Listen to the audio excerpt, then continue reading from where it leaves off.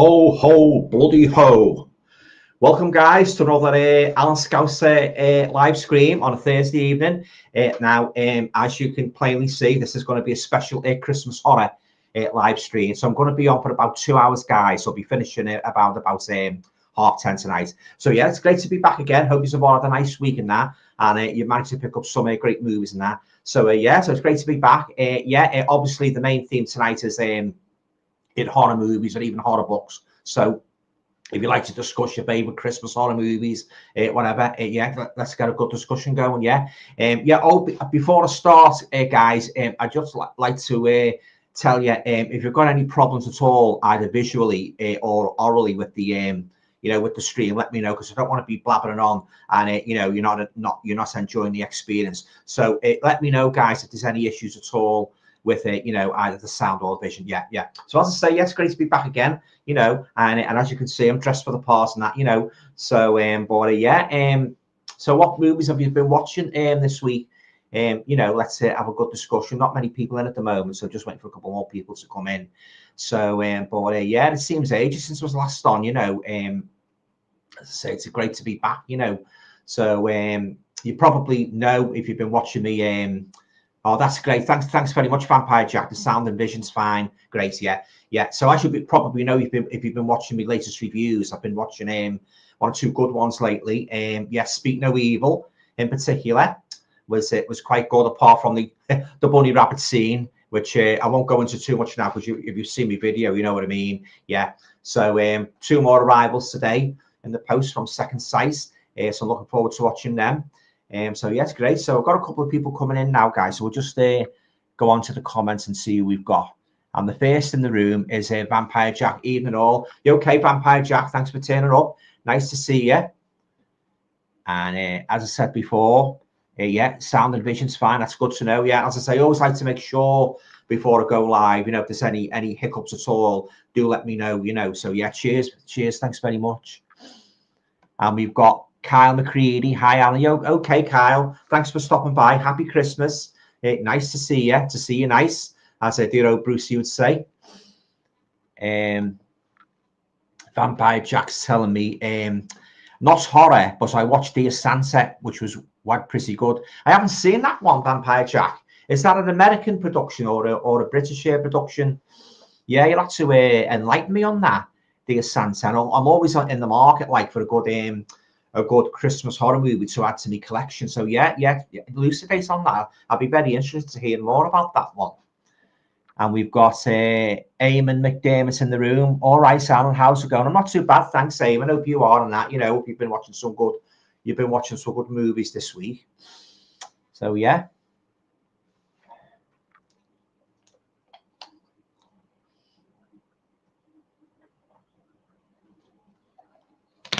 I watched a terrible movie last night, guys, on Amazon Prime. Oh, it was bloody awful. The premise sounded good initially. It was about this girl set in the English countryside, and she gets this. She's a nurse, she's sort of working for an agency, and she gets this job to go and look after this man in deep in the woods, and that he's in a coma, and he's basically confined to his bed.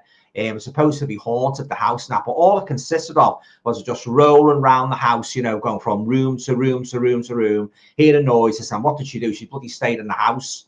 So obviously, if you were, you or me be in that situation, we'd scarf, wouldn't we? But it was terrible, guys. I fell asleep near the end. I couldn't take any more of it. So beware of that one if you're on Amazon Prime. It's either Whisperers or Whisper. Yeah, very, very poor movie. And we have got Geek Legion of Doom. You okay, mate? Thanks for stopping by. Ho, ho, ho. It's St. Alan Claus. Well, I suppose you could. That's another way of describing me appearance, yeah? How are you doing, Leo? Okay. Hope you've had a good week and a great work with the channel. Yeah, or keeping us informed with all the new releases. Yeah, cheers, mate. It's nice to see you. And we've got the Vampire Jack again saying, Dear Santa has Jack Black. Oh, yeah, no Jack Black. Playing Satan, a dyslexic kid writes to Santa, but misspells as Satan. Oh, right, I'll have to watch out for that one. Thanks for drawing that one to my attention. Yeah. One I think it's very, very underrated Christmas horror movie. I can highly recommend, guys, if you haven't seen it. It's called Better Watch Out. It's really, really good. Yeah, I watched it a couple of years ago. I've just sent for the Blu-ray to add to my collection. Yeah, it goes down a path what you don't expect it to go down. You know, it starts off basically like this. I won't give too much away, but it starts off like this girl's babysitting and that, you know, in this house and that. And there's a guy outside and that, but you think it's going to be about like a kind of a slasher movie, but it goes down an entirely different path. So if any of you have seen that one, better watch out. You know exactly what I mean. But yeah, if you haven't seen it, I can highly recommend that one. Yeah, just thinking about the Christmas movies, what I've enjoyed. Silent Night, Deadly Night, that's a good one. I love that one. I didn't like the sequel because that was mostly like a rehash. I think it was about 90% of the movie. It was basically a rehash, you know, of the other movie and that. So I wouldn't recommend that one. And I didn't care too much for the sequels either. Yeah, so I do love that. I do love that Joan Collins one, the Tales from the Crypt one. Yeah, they say like it's kind of like part of an anthology in that, you know, basically like she's sort of like she kills her husband on Christmas Eve, and there's an escaped lunatic from the local, you know, lunatic asylum dressed as Santa Claus, and he comes on the radio like beware and that, you know. Well, if you've seen it, guys, you know what I mean. And but yeah, but he happens to pick a particular house and that, you know, very, very good one. That I love that one. Right. Yes, just waiting for some more comments, guys. Yes, as I say, hope you've all had a good week. Are you all looking forward to Christmas? Yeah. What I don't like about Christmas, don't get me wrong, I don't hate it, but what I don't like about it is the crowds and that, you know, when you go into the bloody supermarkets and my mum calls them the vultures, you know, snapping everything up and that, not leaving anything for anybody else and that, and the crowds and that, you know, just don't like crowds at all, you know. So the next couple of days, like leading up to Christmas, going to go over early, you know, get the stuff in a bit early and that before it gets too hectic and that, you know. And but yeah, can't stand crowds. It absolutely do me head in. I haven't been to Liverpool. I didn't go to Liverpool last Saturday. I usually go to Liverpool every Saturday afternoon doing some Blu-ray hunting, but I didn't go over because I knew what it'd be like, and that it's going to be even worse. It's Mad Friday tomorrow, isn't it? Everybody breaks up and that, you know, you're all piling to the pub with their you know, reveling and that, you know. But yeah, Mad Friday they call it. Yeah, so I won't be going to Liverpool this week. I'll be staying over in Birkenhead till it's all over and that. What I like, I don't know about you guys, when Christmas and New Year's over and everywhere goes quiet and that, you know, about the second week in January, you just go around, get a cup of tea anywhere, get a pint anywhere, no queues and that, everybody's spent up. I love that period, yeah. Oh, we're getting them coming in now. So we've got yeah, Vampire Jack again. Looking forward to this year's viewing of Violent Night, Krampus, Black Christmas, and Gremlins. I'm just going to go along those titles and tell you the ones I've seen and what I think of them. I haven't seen Violent Night. That's more of a kind of like a gangster spoof, like a kind of a thriller, isn't it? Violent Night. I've seen a couple of the Krampuses. I'm not really a great fan of them. I think they're more for kids then, although there are some pretty horrific scenes in them, but mostly I think they're for kids. Black Christmas, if you mean the 1974 one, the Bob Clark one with the dark fella in it, John Saxon. That's my all-time one of my all-time favorites horror Christmas movies. And Gremlins, saw Gremlins a few years ago. Gremlins 2, not really a great fan. I think they're more like for kids now, but that's just my opinion. Yeah, but I do know they have got a good, you know, a big fan following. And Leo's saying, I saw a Blu-ray called Ghost Stories for Christmas. I was tempted, but I wasn't sure if it was any good.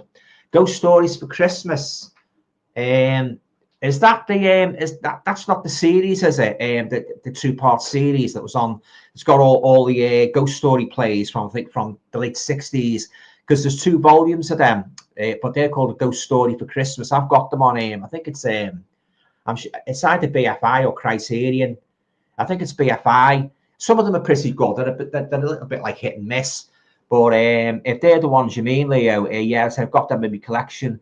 But Ghost Stories for Christmas, I'm not too sure about that one.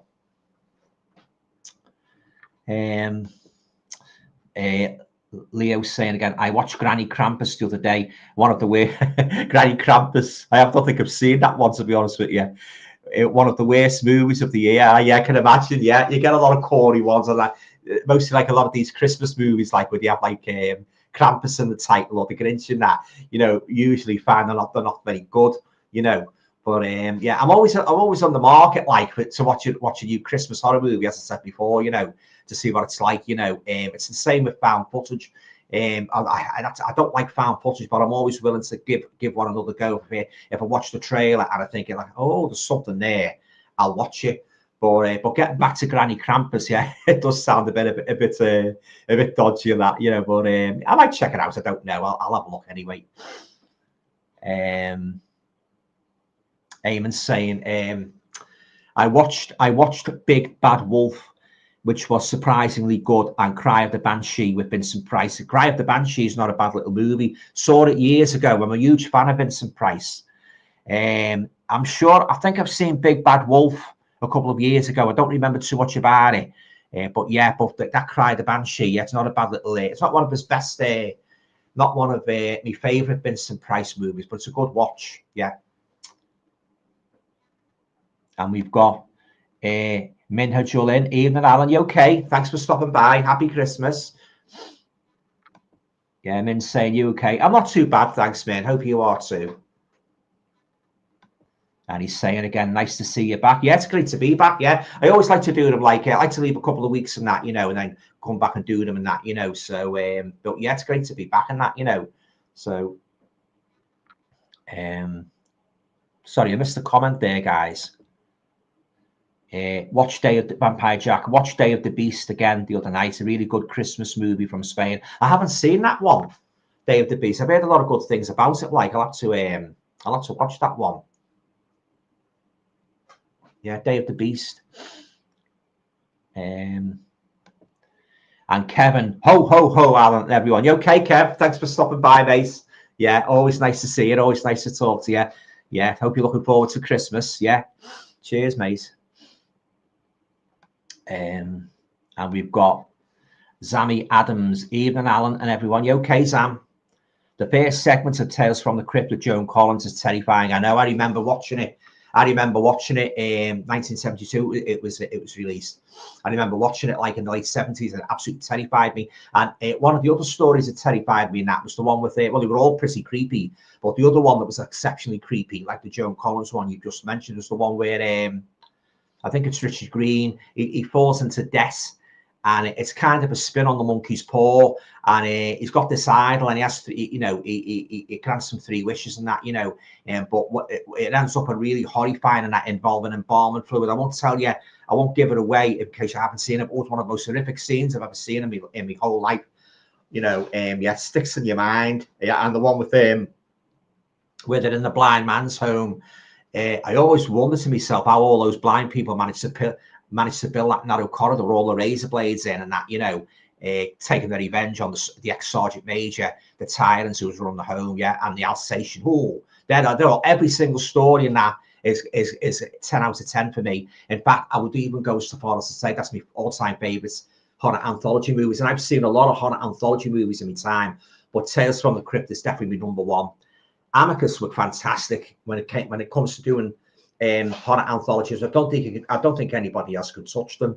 You know, they were great. They were a big staple of my growing up in the 1970s and that, when I first started watching these movies on the old first the old black and white TV, then we got our colour television in September 1975, and it was a whole new world for me. Obviously, seeing all these films and what I've watched in black and white for so many years and seeing them all in colour. Oh yeah, oh my word. I can't tell you how ecstatic that experience was, guys, watching all my favourite horror movies in colour, all the Hammer films, all the Amicus films and that. And as I say, Amicus, they were kings. They were kings of the horror anthology genre. My favourites in regards to black and white, horror anthology movies, I would say my favourite there would be Dead of Night from 1945, which a lot of horror fans reckon that kicked the ball, you know, for all the other horror anthologies to come. That was sort of like, that basically started off, got the ball rolling, you know. That's a great one, especially the one with the ventriloquist doll. Yeah, if you haven't seen Dead of Night, I highly recommend you check it out. It's fantastic. Yeah, so they're my 2 favorites. Like the coloured ones would be, I'd say, Tales from the Crypt And then the black and white horror anthologies would be that one, Dead of Night. Lovely horror anthology movies. Absolutely love them. Now we've got Vampire Jack saying, for next Christmas, we have Return of the Living Dead reboots. Oh, they're not going to reboot that again, are they? Oh, my God. I only like the original from 1968. I'm not really a great fan of all the others, to be honest with you, although I do know a lot of people like them. But I like the original from 1968. That's my favourite one. How many times are you going to reboot these horror movies? You know, I don't like these ones where they do a series as well, where they sort of like go back. And you know, like I think they did. Yeah, they definitely did one. One flew over the cuckoo's nest, Nurse Ratchet.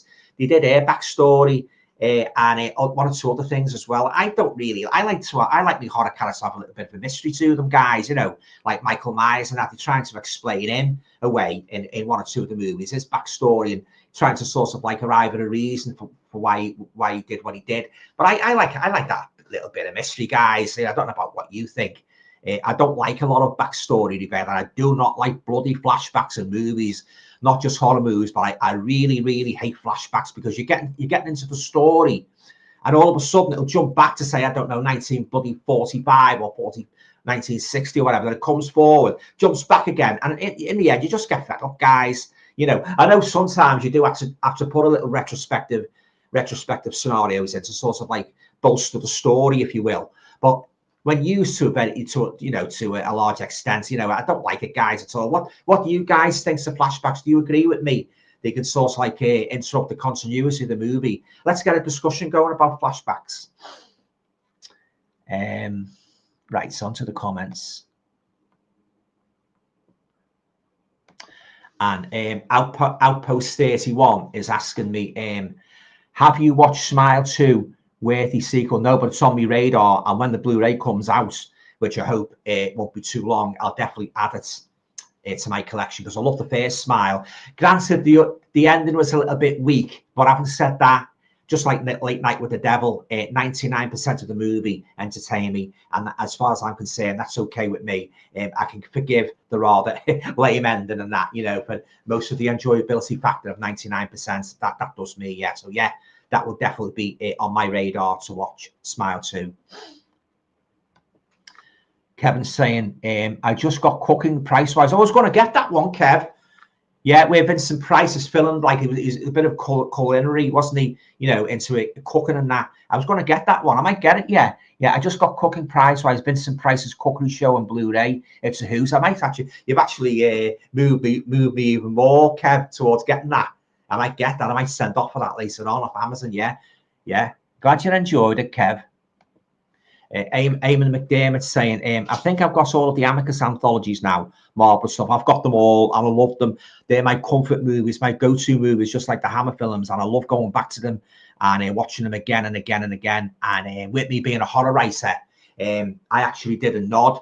I wrote a novella called Werewolf Nightmare, which was my own personal nod to the Amicus movies, and that, you know, it contained 4 werewolf stories, and it was a framing story as well involving a horror writer in this big old country house. And I wanted to recapture as much of the atmosphere as I could in my book. It's on sale now, guys, by the way, on it. I'm not plugging it too much, but it's on Amazon anyway. Werewolf Nightmare, yeah, and it's on a couple of other formats as well, Apple Kobo. But yeah, I always wanted to do my own little nod to the Amicus anthology, and I think I succeeded pretty good. I got some good ratings as well for that. So yeah, but I love me Amicus anthologies.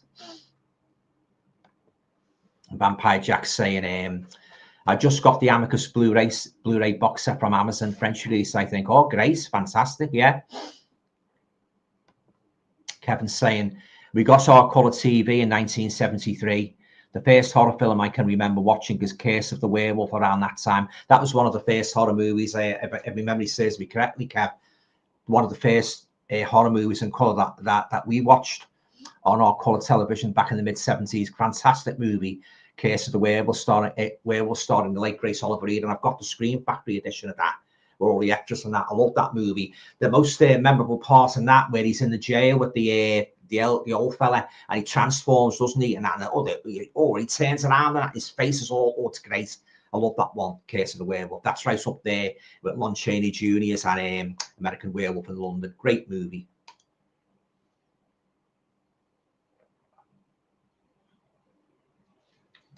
Yeah, one of Hammer's best, I think. He didn't really they didn't make another werewolf movie. They only made that one, which was strange, and I thought they would have made more than that, you know, but there you go.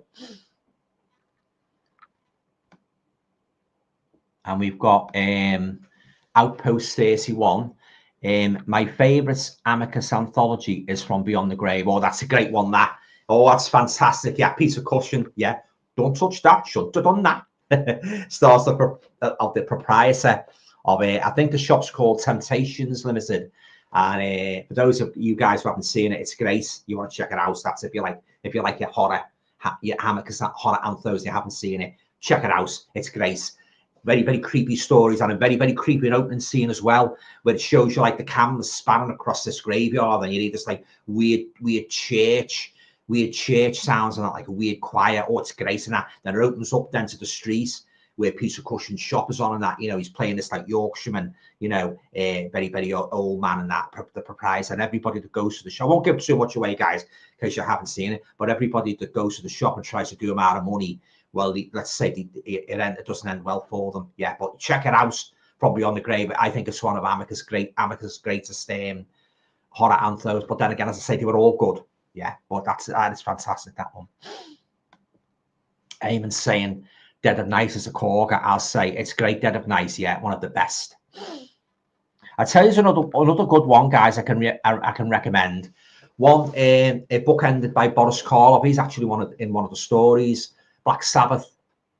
Any of you guys heard of that one, Black Sabbath? I think it was made in the early, is it 1962 or 63? In the early 60s, yeah. Boris Karloff comes on and that book ends it. He's the host, like he does his Alfred Hitchcock bit. And, you know, tongue in cheek and that, you know, obviously in that book. Some great stories in it. And the one with Boris Karloff and himself, the Verdalac, like a vampire creature, is absolutely terrifying. So I've got the Blu-ray of that. I love it. So check that one out, Black Sabbath. It's great. And we've got Gothic Rose 82. Okay, thanks for stopping by. It's Return of the Living Dead from 1985, not Night of the Living Dead. There's no guarantee it'll be released. As it's not been filmed yet. Oh, that's fair enough. Yeah. But as I say, my two all-time favorite two zombie movies are Plague of the Zombies by Hammer, and as I said before, The Night of the Living Dead. I also like that one. I don't know if you guys have seen this one. The Living Dead, Living Dead on a Plane. It's got so many titles and that. Yeah, Playing Dead and Flight of the Living Dead. It's basically set on an airplane, a passenger jet, and there's something in the crate in the storage and that.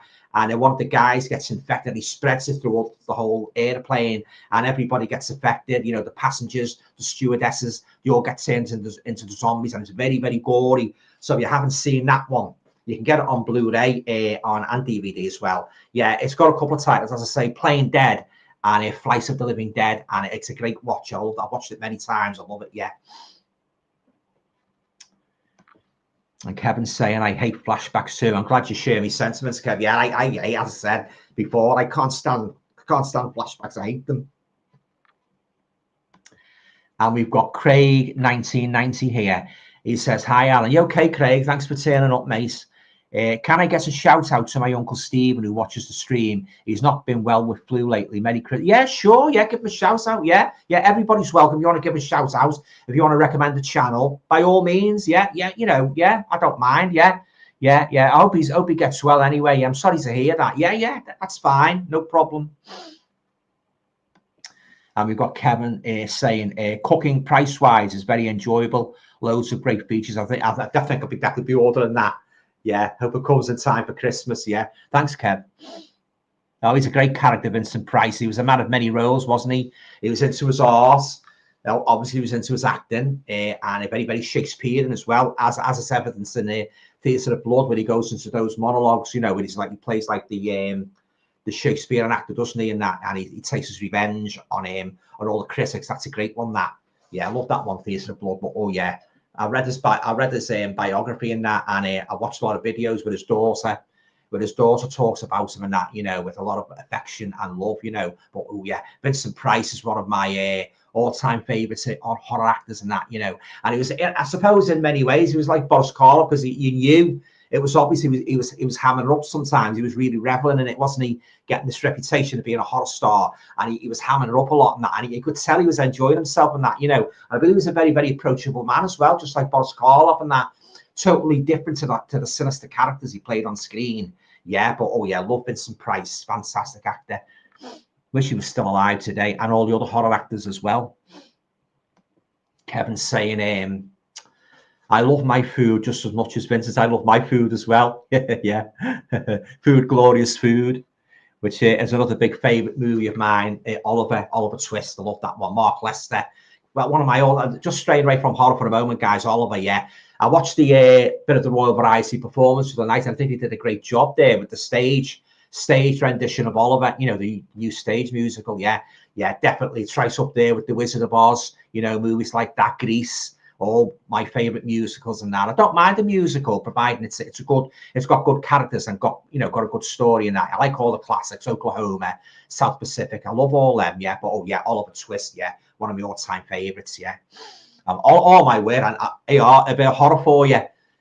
Oliver Reed playing Bill Sykes. Now, according to what I've read and I've heard, everybody when they were making Oliver Twist, Oliver the musical, Oliver Reed, you know, playing Bill Sykes in the gear and that, he scared some of the cast and that, you know, yeah. That's how realistic he was. He really got to the role, didn't he, Oliver Reed?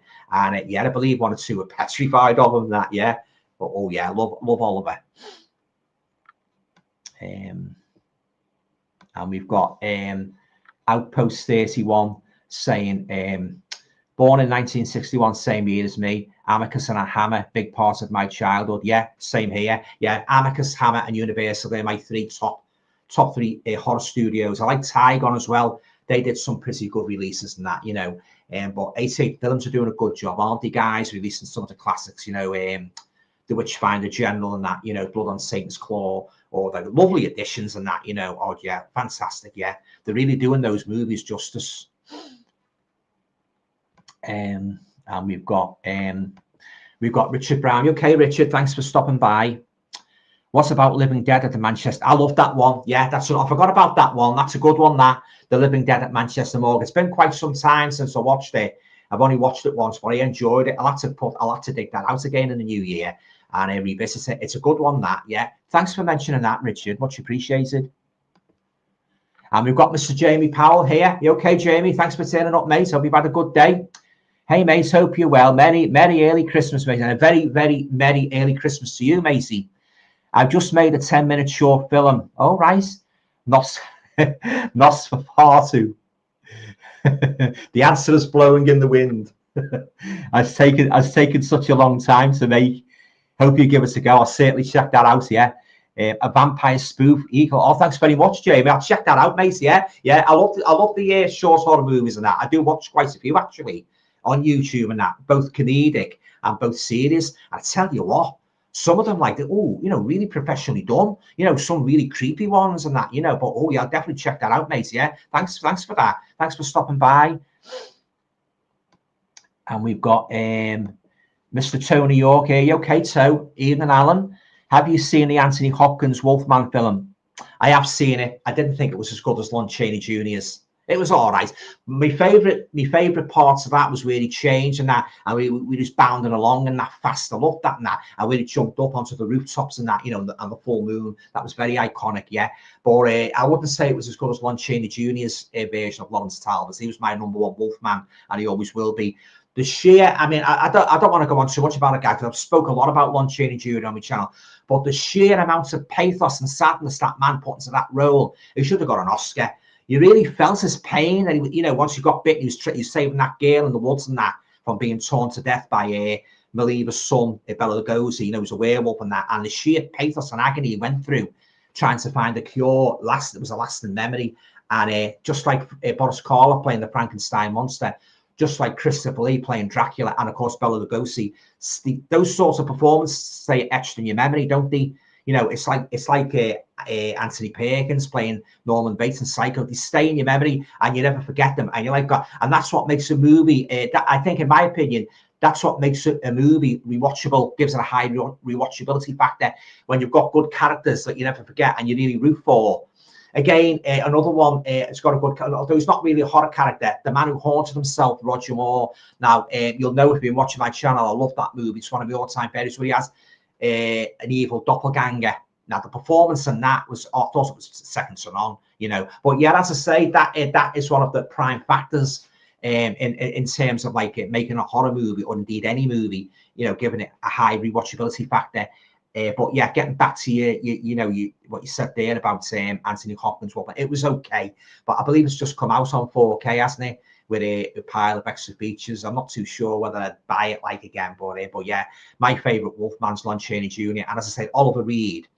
And I love American Werewolf in London. I love The Howling. Yeah, there's one werewolf movie, guys, that I do like. It's not one of my all-time favorites, but you might know.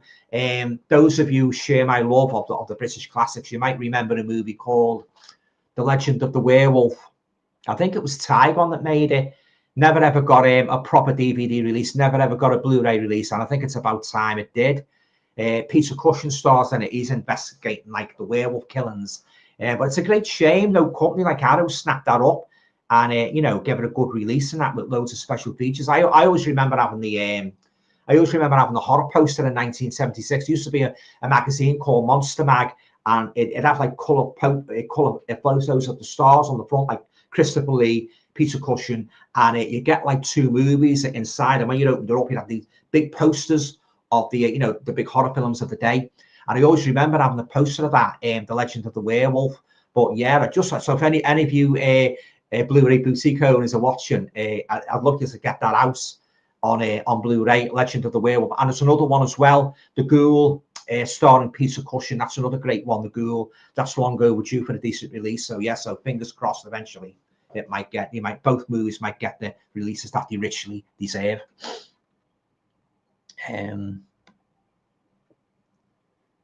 Richard Brown, Singing in the Rain. Yeah, Singing in the Rain, Gene Kelly. Can't beat a bit of Gene Kelly. Yeah, I've got that one in my collection. It's a great movie. And we've got Vampire Jack. The director's cut of The Wolfman. Manus, the best version. The director's cut of the. I can't remember what's in that one. The director's cut. Yeah, but I only remember watching the edition I had on Blu-ray, and it was a pretty average werewolf movie. Brian Gilson. Hi, Annie. Okay, Brian, thanks for turning up. Mate, happy Christmas. Hi, Alan. Sorry I'm late. Hope you and everyone are well. I'm not too bad, thanks, but I hope you are too. And yeah, I'd say thanks for stopping by. Yeah, nice to see you, as usual. And we've got, we haven't got the Twilight Zone, but we've got Twilight Limits. Hello. Thanks for stopping by. We've got Tony York. He's saying, Blu-ray I had two cuts on it. I watched the longest director's cut. All right, The Wolfman. Yeah, I see.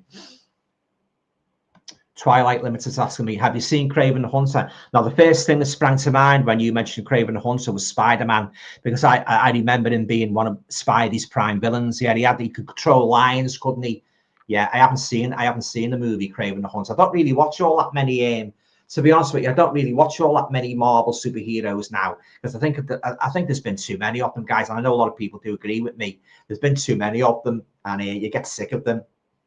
I've got I'll tell you what I did get, guys, when I went to Birkenhead. I was really, really made up. I know it's from the 1960s, and I'm watching it now be a bit corny. I got the original box set, the Blu-ray box set of the original Batman series, starring Adam West and Burt Ward. I was really made up. I got it for 25 quid downtown in one of the video shops. And it's a lovely edition. It's got them all in there. Well, the series, I think it's about 3 series. Got them all in the individual cases. It's not that awful shell case I had a couple of years ago. But this is a much better version. So really made up. That was one of my favorite TV series when I was a kid, Batman. I was Batman mad. I had the Batman cape. I used to get the Batman chewing gum. Anybody remember the Batman chewing gum with the 4 or 5 picture cards? And I was a real fan of that. Loved the chewing gum, the Bazooka Joe, all them. I had all them, yeah. But you love Batman. Got all the DC comics and that, and but yeah, I really made up to get that. Got a couple of the Batman films as well on Blu-ray.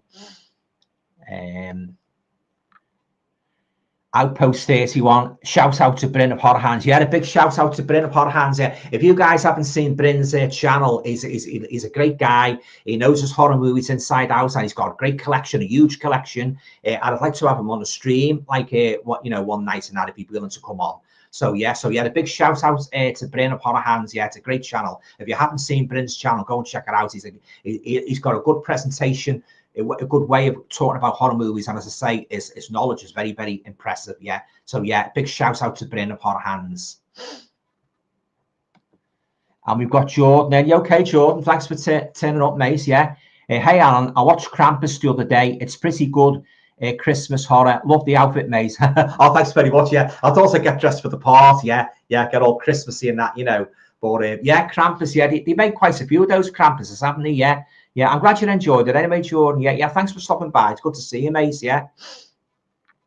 And we've got Richard Brown, and he's saying, have you seen Spider? But that's one of my favorite movies, Spider Baby. I love it. It's got Lon Chaney Jr. in. I love that movie. It's in black and white. Yeah, it's great. Yeah, I've spoke about that a few times on my channel. I've got the Arrow edition. Oh yeah, Lon Chaney Jr. Yeah, he's sort of like he's kind of like the patriarch of this very, very dodgy family, and that a bit like the family from the the Texas Chainsaw Massacre. The Sawyers, like very, very dysfunctional family. And but it's great. Yeah, I love Spider Baby. That's one of my favorites. That's one of my favorites horror movies from the 1960s, and that great. Yeah. If you haven't seen Spider Baby, guys, I highly recommend you check that out. It's great. And of course, if you're a big fan of Lon Chaney Jr., like I am, I think you will definitely enjoy it. And Tony's saying, I have Spider Baby, Arrow release, not watched it yet. Oh, yeah, it's a great one. So, as I've just said, one of Lon Chaney Jr.'s best, in my opinion. And we've got Gothic Rose 82 saying, Jewel is a classic that everyone should watch. Is that the one where the truck sort of like chases him in the desert? The Dennis Weaver that was in McLeod. I've seen clips of that. I haven't seen it right through. I'll have to check that one out. Yeah, Jewel. And we've got Jordan again, and he's saying, have you seen the new Return of the Living Dead trailer? Going to be set at Christmas and coming 2025. No, I haven't seen it, Jordan. I'll have to watch out for that one. Yeah. Thanks for that, bringing that to my attention, mate. And Jordan's saying again, a great werewolf film is Silver Bullets. Yeah. Stephen King, watched for the first time a few months ago. Yeah, it's a good one, that Silver Bullets. Yeah. I love a good werewolf movie and that, yeah. There's been some good ones, there's been some bad ones and that, but that's definitely one of the good ones, Silver Bullets. Yeah. Good picture quality on that one as well. And we've got Tony York. I was looking at Wolfen with Albert Finney. Anyone know if it's any good? I saw Wolfen many years ago. I think it was on one of our old tellies and that. Don't remember too much about it. I know it was I know it was released on the HMV. The classic range. I was going to pick it up. I might do that. Yeah, I've only seen it once. I think it's based on a novel. If my memory serves me correctly. Yeah, I'll have to check that one out again. And we've got Eamon McDermott, and he's saying, have you seen The Keep? So again, saw it many years ago, and I don't remember, well, I hardly remember anything about it. Is that with the one where the soldiers go into the castle, and there's like some sort of supernatural presence inside the castle? I'm sure that's the one. Yeah. Well, it gets a good release. I'll pick it up for my collection. And Vampire Jack saying Wolfen is solid, right? And Richard Brown saying the Wolfen is very good. Not werewolves though, intelligent wolves. Oh, good. And Brian's asking me, are you looking forward to Nosferatu? It looks really good. Well, definitely going to watch it. Yeah. I've just seen 1 or 2 trailers of it and that, but yeah, it's on my radar to watch. Yeah, I like the original as well. From was it 1922 with Max Schreck? That's good, even though it's silent. It's a good adaptation of the vampire mythos. And Tony York says I'll give it a try. Okay, fair enough. And we've got Rock and Roll Hell. Evening, mate. Okay, mate. It's been a while since I've dropped by. Hope you're doing well. Yeah, not too bad. Thanks, mate. And yourself, yeah. Happy Christmas. Vampire Jack. Remember the Dracula ice lollies? Now, come to think of it, that's one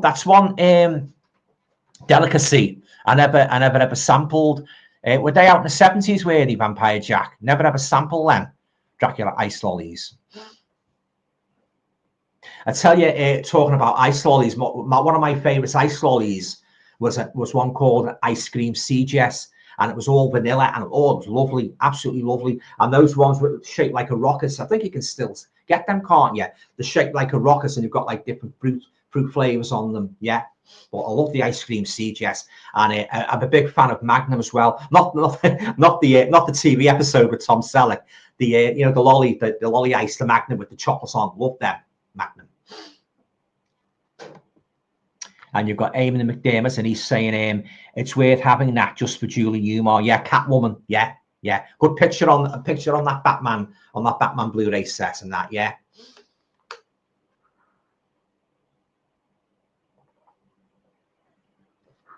Yeah, as I say, I was made up getting that in Birkenhead last week and that, good price.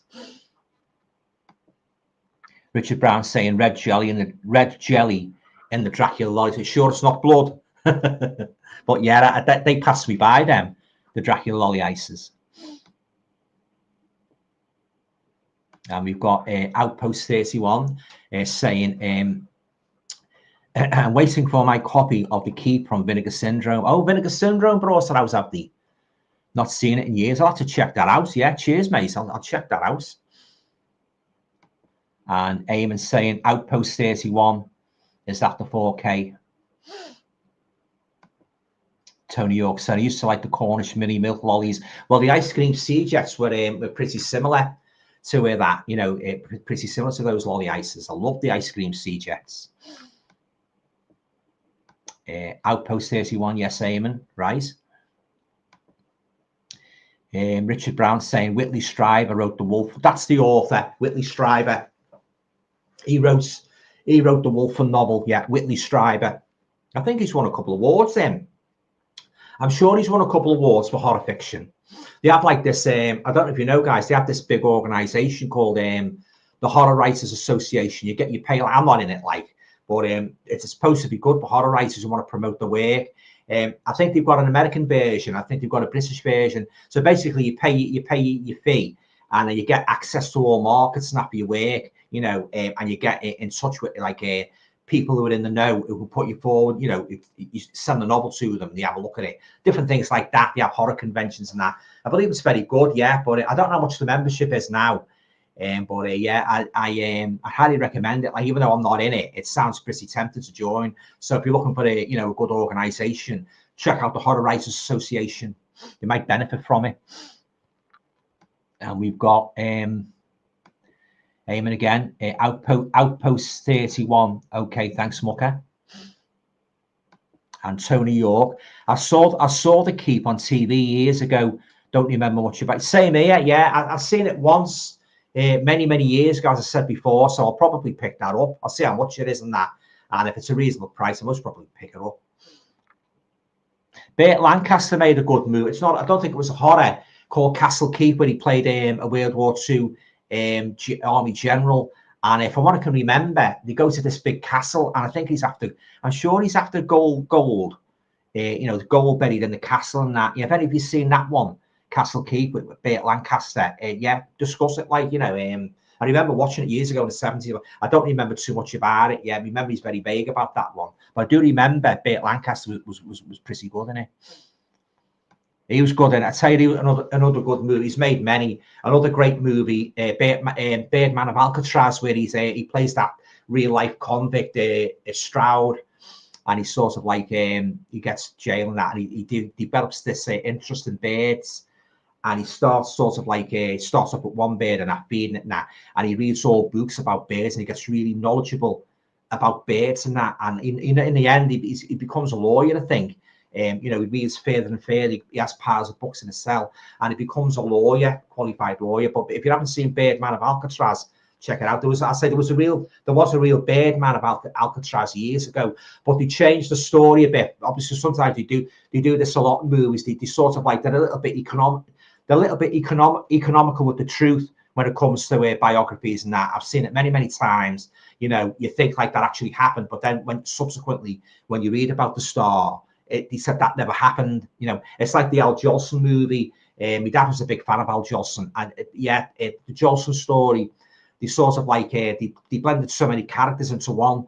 You know, like his manager and that. You know, and he sort of like, again, they were economical with the truth. I don't like that. I don't like that, guys, and biographical movies. I don't know what you think about that. I like it, but of course, then if the lives are pretty dull, I suppose like the film would be dull. So I suppose they have to spice it up a bit to make it interesting. But I still don't, even though some of the movies are entertaining and you'd like to think that happened, I don't really agree with that. I like a movie to be as truthful as it can be, and that, you know, because in the end you wonder, well, did this really happen? What's true and what isn't, and that, you know, that's how I see it anyway. I don't know what you guys think, but yeah, I think they should keep the lives exactly as they were. They did the same with Karen Carpenter. You know, I watched a lot of those biopics on afternoon TV and that, you know, and they used to put them on quite a lot. The Osmonds was another good one, but yeah, I think they should stay true to the original story. That's my opinion anyway. And we've got Richard Brown. Remember Funny Feast ice creams? I don't remember Funny Feast ice creams. No. I do remember a song like called Funny Face. I think it was out in the 70s. It was a good one. It's always getting played on the radio. I think Terry Wogan, I seem to remember, played it a lot. Funny Face, I love you. Anybody remember that? Funny Face, I need you. I do remember that one. Funny Face. But I don't remember that what you mentioned before. Vampire Jack. I just treated myself to the Scream 40th anniversary book. Great stuff. Looking forward to reading those horror stories again. Fantastic, yeah. And we've got Venom Boy 95 here. You okay, mate? Thanks for stopping by. Happy Christmas. Have you heard of the new documentary that's out, The Life and Deaths of Christopher Lee? I've heard of it, but I haven't watched it yet. I'll probably check it out at some point, yeah. Of course, it goes without saying, I'm a huge fan of Christopher Lee. So, yeah, I must probably check that out. I've got a couple of biographies about horror stars. I've got a good one about Boris Karloff, the Man, the Monster. I've got one, Bela Lugosi. That's a good one. I'd like to get some more on that, you know, add to my collection, because I love biographies, not just horror, but all, as I said before, other biographies as well about stars, and that fascinating. Used to watch a lot of the biographies on when we first got Sky TV, and used to be a biography channel, and used to watch that avidly. Love biographies, but yeah, I'll definitely check that Christopher Lee one out. And we've got we're on the subject of Funny Feast again. Funny Feast, I love them. Tony York saying Funny Face ice creams were good. Chocolate eyes and those. Now, how did we get from a live a Christmas horror live stream to talking about chocolate eyes and noses or lollipops? Anything goes up to a point. Outpost 31. I'm looking forward to 7 and Constantine 4K releases early 2025. I don't think I've seen Constantine. I've seen 7, oh God, a few years back. I do remember enjoying that one. I'll have to revisit it. Isn't that the one where he kills people according to, is it the Bible? Is that the same one? If it's the same one, yeah, I did like that one. I'll have to check both of those out again.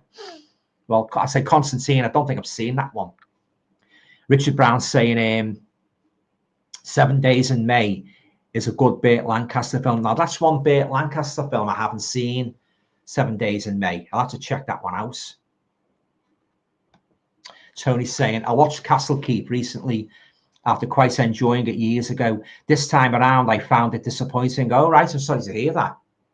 Despite a good performance from Burt Lancaster, you didn't like it. I found, like, guys, with some of the TV series as well that I watched as a kid, you know, watching them again many, many years later as an adult, don't get the same excitement. I'll give you an example.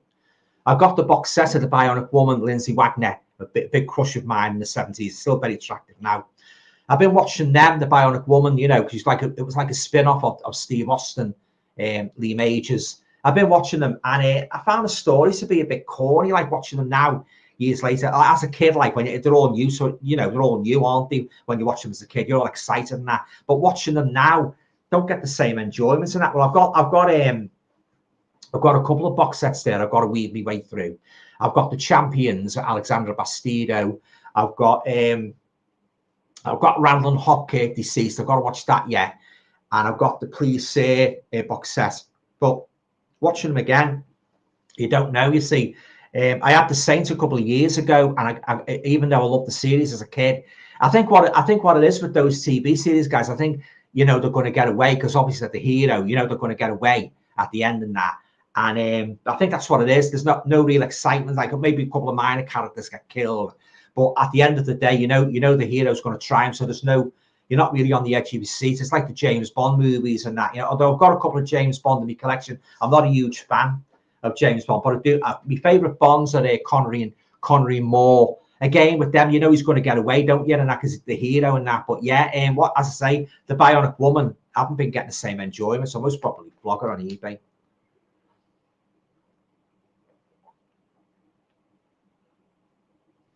I'll tell you what, a couple of TV series, guys, I never get tired of watching. Tales of the Unexpected, Roald Dahl, because like, you know, the stories, like you don't know what's going to happen at the end because they're all standalone stories, aren't they? Brian Clemens' Thriller. Now that is a cracking. I'd highly recommend that. If you love your TV horror thriller 70s, get that Brian Clemens Thriller. It's fantastic. Got some great stories in it. It's got one. I particularly remember Donna Mills buying this big car. Oh, big posh Rolls Royce, and it's something happened in it years ago. There's a murder, and she starts experiencing things in the car. It's great, that Thriller.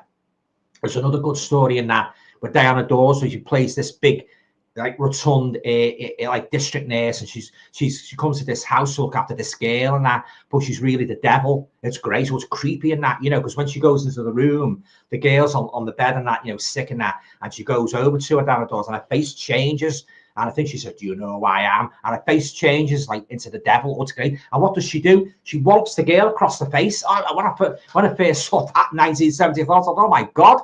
You know, so yeah, highly recommend that Thriller, Brian Clemens. I'm after the, the Australian company Imprints. They've done a good release of that with extras, but I can't get it now. It's become rare. But I've got the ordinary one, network one. So as I say, if you like your 70s horror thriller and you haven't got Thriller, Brian Clemens, I highly recommend you get that for your collection. It's fantastic. I never ever get tired of watching it. It's that good. Some great stories in it, and very Hitchcockian too. Yeah, it's a great series. Right, getting back to the comments. Now we've got Tony York saying, I have the US DVD of 7 Days in May. I haven't seen that one, so very enjoyable Cold War thriller. All right, yes, I haven't seen that one. Vampire Jack saying, the Constantine TV show was awesome, right? Good stuff. Outpost 31's asking me, Alan, have you ordered the Hammer Captain Kronos box? I haven't, no, because it doesn't appeal to me. I'm not really a fan of swashbuckling, even though it's a Hammer movie. I'm not a big fan of swashbuckling. Excuse me, I'm just taking this hat off. I'm getting a bit hot-headed. Yeah, there you go. Yeah, I'm not really a fan of swashbucklers. Like the Errol Flynn movies and that, I couldn't really get into them, the Three Musketeers and that, you know, not a fan of swashbucklers. And I don't like that other Hammer film as well. The one with, where they go to, is it China? The Legend of the Seven Golden, I don't like that one. The Legend of the Seven Golden Vampires, I'm not fussy on that either. But yeah, I don't think I'll be ordering Kronos. Brian Gilson saying to Vampire Jack, I totally agree with you, Rice. And Brian's saying the box set looks amazing. Okay. And we've got Eamon, and he's saying Vampire Jack, yes, it was getting really interesting when they asked this. Okay. Yeah, Richard Brown, I like the big fuss and the $6 million man. I seem to remember he recurred, didn't he, in the Bionic Woman, Big Fuss. Yeah. Been loads of stories about Big Fuss over the years, guys, hasn't there? You know, I've got a book. I think I showed it on my channel a couple of months ago, a big encyclopedia of Big Fuss. Very good, yeah. Big mystery, that, isn't it? Tony York saying, I've not ordered the new Kronos set, as I have a foreign Blu-ray. Okay, but for what you get in the edition, it doesn't seem overpriced. Okay, fair enough. And we've got Richard Brown, and he's saying, I like the Pamela Franklin story and Thriller. Yeah, Pamela Franklin. Yeah, wasn't she in the haunted house? The one that Roddy McDowell, the Legend of Hill House in 1973. I'm sure she was in that, Pamela Franklin. And wasn't she in that one where the two of the girls went on holiday to France and he was getting stalked by this fella, this copper? Sure, Pamela Franklin was in that one as well. Could be mistaken, but I'm sure that was Pamela Franklin. Tony York, Pamela Franklin. That's the one. Yeah, yeah. Yeah, before, what's it called? Yeah, that's it. And Soon the Darkness. Yeah, Pamela Franklin and Michelle Detrice were good. And Soon the Darkness. Yeah, it's a great. Yeah, I agree with you too. It's a great thriller set in rural France. I love that movie. Just like I love The Man Who Haunted Himself. I watched that a lot. It's got a good rewatchability factor. Lovely scenery as well. Lovely French countryside and that, and a great twist at the end that I did not see coming. And I believe Brian Clements wrote that one as well. Yeah, very talented writer, Brian Clements. He wrote a lot of Avengers script as well, and he knew how to put a good story together. Believe me, he was really consummate. He was a very consummate writer, Brian Clements. And we've got Richard Brown saying, "Yeah, he really likes Pamela Franklin. You're not alone, mate." And we've got Brian Gilson saying to Tony York, "I am getting the foreign Blu-ray of it for Christmas from my mum." Great stuff, yeah. Tony saying, "Hope you enjoy, Brian. I got the Studio Canal Blu-ray. Yeah, Studio Canal are a fine company. Yeah, they've released some cracking movies over the years." And Brian's saying to Tony, "Thanks, Tony. I think my Blu-ray is the German one." Okay. Outpost 31 saying, the Legend of Hell House is a classic. Yeah, it's a great one. That.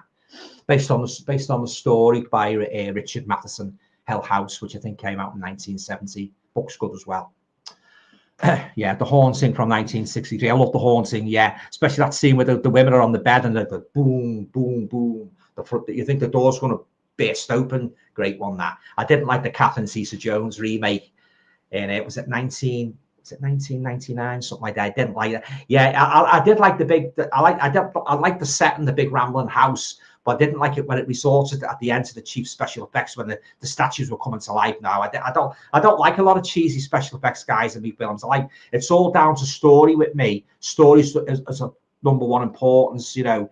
I don't mind if there's no blood and gore. That doesn't bother me as long as the story, you know, Hitchcock knew how to do a good movie, and that story and good characters. They're the essentials for me to make a good. I've said it before. They're the essentials, the prime ingredients that make a good, enjoyable movie. Story and character, and I love a good plot twist. I love a good plot twist as well. And we've got Vampire Jack is saying The Haunting is excellent. Yes, indeed it is. Not so much the 90s version. The TV version was too long. Okay. Richard Brown, favorite TV series. I know now you're asking, Richard. Oh, there's so many, not just horror. Comedy wise, On the Bus is my number one. Only Fools and Horses. Oh God. Please Say, Man About the House. Robin's Nest, Steptoe. All those classic comedies I love. You know, I've got the movie, The Likely Lads. I love all them. Favorite TV series. I like Tales from the Crypt. I like Tales, as I said before, Thriller, Brian Clements. So many. Yeah, Journey to the Unknown, Hammer, which I wish they'd bring out on Blu-ray and DVD. That's a fantastic series, that Journey to the Unknown. It was they only made a couple of episodes, and was it 1969? 1969. I always remember the spooky stars, the fairground, and that deserted fairground, and that weird whistling music. Yeah, that's great. That one. Yeah, I love all the classic comedies. I say love all the classic horror thrillers of the 1970s. Yeah, but I haven't really got. You know, there's a lot I like equally, so I can't say to you this is my all-time number one of all of them. There's that many good ones, especially from the 1970s, and that, you know, too numerous to mention. Tony York saying, I see 88 films are releasing another Tiger. I know, yeah, The Haunted House of Horror. That's got, talking about Man About the House before, that's got Richard O'Sullivan in, who played Robin. It's a great one, that. I've got that when it released a couple of years ago of the slipcover, but I might get this one because it looks good. Haunted House of Horror. Outpost 31. Are you a fan of The Exorcist? That's a difficult question to answer. I know it caused a lot of sensation when it came out in 1973. Very, very scary film. I wouldn't say I'm a big fan of it, but I do love The Omen. I love all the Omen movies. I could watch them anytime. But The Exorcist is not really up there with me all the time. I know a lot of people do rate it highly and that, you know, but I wouldn't say it's one of my all-time favorites horror films. Well, everybody's got their own opinion, you know. I'm all my classics. I love The Omen. I love the Texas Chainsaw Massacre. I love Halloween. I love Friday the 13th. All the Frankensteins. They're right up there in my classic, you know, my all-time favorites. But The Exorcist will definitely not make the all-time top 20. Not a fan of it really.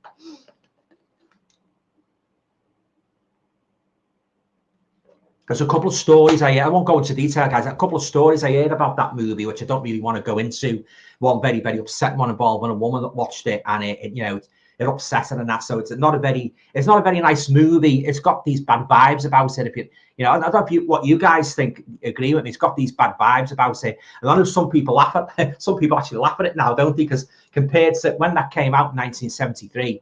Everybody was shocked, you know, and it was released here in Britain in early 1974. They released it over Christmas of all times to release a devil movie, Christ's Birth, at Christmas time in America, and shocked audiences. But then it came out in Britain in early 1974. I remember the lads in my school talking about it. Now, have you seen this movie? And that, oh my God, you want to see it? And that goes right round. She spews all over the priest. Oh my God, you know, this is a big step up from The Hammer. So I think in regard to The Exorcist, I think that was the first beginnings of that started Hammer decline, you know, because like before The Exorcist, like there was mostly a lot of gothic horror, wasn't it? You know, the big castles and that, and the crumbling graveyards and that. But once you started getting modern horror movies out like Rosemary's Baby, which I absolutely love. I love Rosemary's Baby. Yeah, Texas Chainsaw Massacre, The Omen, horror stuff was set in a modern day. Psycho was set in the modern day, you know, Ordinary Hope Motel and that. I think the gothic horror started to subside, didn't it? Because Hammer basically went. They just went to the sunset, didn't he? You know, when I should had these like movies coming out with The Exorcist, Shockers, and that. You know, I believe the remake. I believe Exorcist 2 is a real dire movie, so I definitely won't be checking that out. But yeah, it's something about that movie that just doesn't. I don't like. You know, I know it was a classic and that, but it's not. Let's put it this way. Like I think it's one of those films like. Either scares you to death, or either scares you to death, or makes you laugh your head off. Yeah, but yeah, I'm not really a big fan of The Exorcist. Brian Gilson saying that's a good film with Frankie Avalon, Richard O'Sullivan. Indeed, it is. Yeah, it's a great one. That The Haunted House of Horror. And Richard Brown, it's quite gory. Yeah. And Gothic Rose is asking me, what's your favorite decade overall for films, music, etc.? Oh, now you're asking. There's a few decades I like. I love the 80s, the slasher movies, you know, Friday the 13th, you know, all them classic movies. My Bloody Valentine, love the 80s, love the 70s. I love the 70s, yeah. All the Amicus horror, 60s, love the 60s. I think I love every decade. The 1930s, the Universal movies. Yeah, so really, I suppose, like if somebody to ask me what's a decade that means the most to you growing up as a horror fan, I would say, without hesitation, if that question was put to me, I would say the 1970s, because during that decade, I was a teenager, you know, growing up as a teenager, going to school and that high school. A lot of movies came out, what became what I would say comfort movies, what you can go back to again and again, like the Amicus movies, like, you know, The House of Drip Blood, Tales from the Crypt, Dracula, Christopher Lee, Scars of Dracula, all those movies and that, you know, movies like that. The Omen, of course, 1976. I would say the 70s was a darn good decade for horror movies and that. But so I'd say, like, you know, as regards comfort movies and all-time classics, modern, that is, the colour, I would say the 1970s. But having said that, a lot of good horror movies are made in the other decades as well. Yeah, as I say, the 1930s, every decade, you know, brought us a good share of horror movies. So yeah, so the 70s was fantastic. And of course, you had The Exorcist as well, in 1973. But yeah, 70s was a fine decade for horror movies. And we've got Outpost 31 saying the Omen trilogy is quality. Yeah, I love all three of them. Even the Sam Neill one, which I know some people don't like, but I love it. I think it's good. Like they sort of like developed the character of Damien when he started off, you know, with Gregory Peck and Lee Remick in the first movie. Then in the college, wasn't it, with William Holden in Omen 2, and then you see him growing up, didn't you? Basically trying to take over the world. He went into politics, didn't he? I think it's a great little trilogy, that, guys. It's one of my all-time favorites horror trilogies, that the Omen. I even like the fourth one's not bad. It's not bad. I didn't care much of the remake. Was it 2006? It was basically scene by scene, guys, of the original Omen movie. I didn't really like that one, but I loved the Omen trilogy. I think they're absolute classics. And all the part where Paulie Remick, first she breaks her neck, you get hanging onto the thing and that, and Damon's on the trike and that, and then that evil Mrs. Baylock comes in and finishes her off. I thought that was absolutely heartbreaking. And that's another thing, guys. What makes it adds to horror movies, when you get a real scene at George and you think, oh my God, I didn't think they'd go there. You know, when you get to like a character and suddenly they're killed and that. You know, like in Psycho, I bet like when that came out in 1961, I bet you that really 1960, wasn't it? Yeah, 1960. I bet that really did shock audience, and that you weren't expecting Janet Leigh to be bumped off halfway through the movie. So yeah, if you get to like a character and they get bumped off all of a sudden, it really that really adds to the horror movie shock factor, in my opinion. Yeah, what do you think about that, guys? And you get attached to a main character and suddenly you don't expect them to be killed and they're just killed, and that at the blink of an eye, really. Yeah, but yeah, I love the Omen. Richard Brown's asking me, what about the Phantasm films? I'm not a fan. No, I've watched the first two a couple of times. And I just cannot get into them at all. No, I don't like them. If I'd have liked them, I would have bought that box set, the Arrow box set that came out a while back. But I just cannot get into them at all. No, not a fan. Sorry. Tony York saying, I saw Richard O'Sullivan in a couple of roles when he was a child. Yeah, he was a child actor like Dennis Waterman. The Yellow Balloon, I haven't seen that one. And Dangerous Exile, I haven't seen that one either. But yeah, he did play he did play in quite a few movies when he was a child. Love Richard O'Sullivan. He made another series as well, didn't he? After Robin Says Me and My Girl. That was quite good, although it wasn't as good as Man About the House. In regards to Man About the House, I think like most guys, I did prefer the blonde girl, Sally Thompson. I thought she was lovely. You know, she played the scatterbrain Joe, but I think that was only really like it was like a mask, that, because she was up in the nuts. Because if you watch Man About the House, she knows, she displays her knowledge about a couple of things and that. And Robin and Chris, you look at her open mouth and that, but she perpetuated this image of being a dumb blonde, but she was far from us. Yeah, lovely lady as well, Sally Thompson. She's very, very nice person and that. That follow her on Facebook and that. She's on Facebook and that.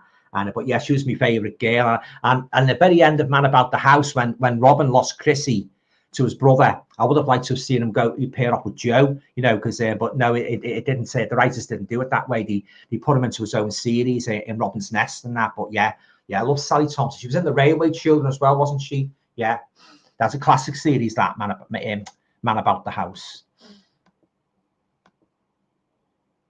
Gothic Rose 82 is saying, what about the Medusa Touch with Rich? I've got it. I've got that one. It's a good one, isn't it? Yeah. The Medusa Touch with Richard Burton. Lee Remick's in that one as well. Yeah. I haven't watched it for a while. But yeah, it's very, very much along the lines of Carrie, isn't it? All to do with like mind control and destroying things and that. I love the Medusa Touch. I believe Richard Burton was in Exorcist 2, wasn't he? Didn't he play the priest? He's a good actor, Richard Burton. He's been in some good films. Vampire Jack saying that The Omen was the original Final Destination. Don't really know too much about the Final Destination movies, Vampire Jack, because I've never really watched them right through. I'll have to check them out. I know that they involve a lot of disasters, don't they? Isn't the first one on a plane and then a roller coaster? I know that you can get a box set of them. I'll have to check them out. So I'm not really very much up in the Final Destination series. And Richard saying, Richard Brown, isn't Richard O'Sullivan and Carry On Teacher? I think he is, you know. I've got that in the box set. That box set from Imprints. I'm sure he's in that. Carry On Teacher. Outpost 31, Medusa Touches Quality. Yeah, I'd certainly second that emotion. Yeah, Vampire Jack saying Medusa Touch. Yes, I love it. Yeah. Richard Brown saying Richard Burton is great. Yeah, here. Tony York, Medusa Touch has an intense performance from Richard Burton. Yeah. Really enjoyable film. Yeah, definitely. That's what I'd like to check out with Richard Burton, guys. When he played a priest again, and it was a Communion. Was it 1978 when he plays a priest? Haven't you guys seen that one? I've always wanted to check that out. I believe it's good. Communion, I think it's called. Yeah. Vampire Jack saying, seems the folks behind Terrifier are remaking Silent Night, Deadly Night for next Christmas. Oh God, they're not remaking it, are they? Oh, let's hope they don't make a balls of it. And we've got Outpost 31.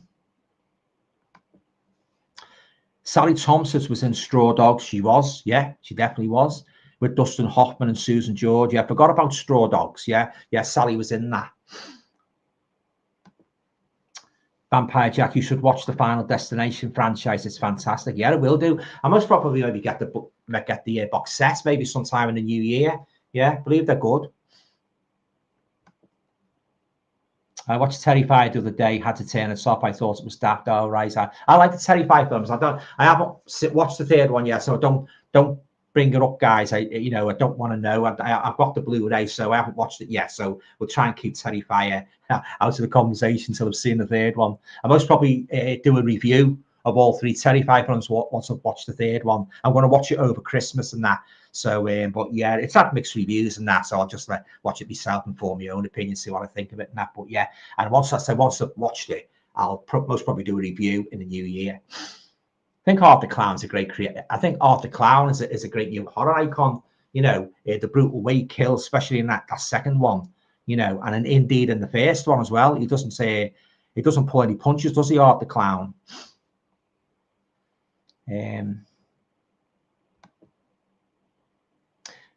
Outpost 31 saying Richard Burton plays a priest, and that's the one. I thought it was Communion. It's called Absolution, 1978. Is it any good, is it? That's the one. Tony York, Absolution was the Burton priest film, Alan. Yeah, that's it. I was looking for the Blu-ray. Seems quite expensive. I have the DVD of it. It's good. It has Billy Connolly. Oh, it's got Billy Connolly in it. I like Billy Connolly. Oh, I'll have to check that out. Yeah, cheers.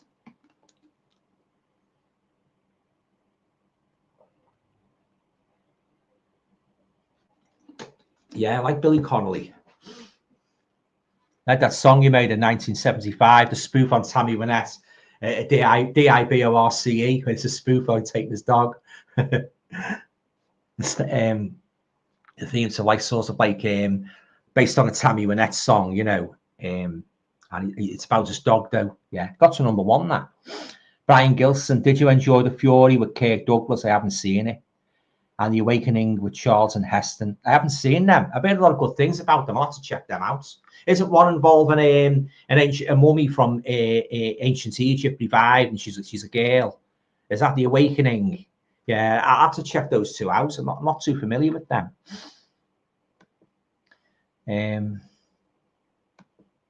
Eamon's saying yes, The Fury is great. Okay. Vampire Jack, the fairground scene. Right. Tony York, Fury was good with Simon Ward. I like Simon Ward as the Antichrist. Never seen Awakening. All right. I'll have to check those out.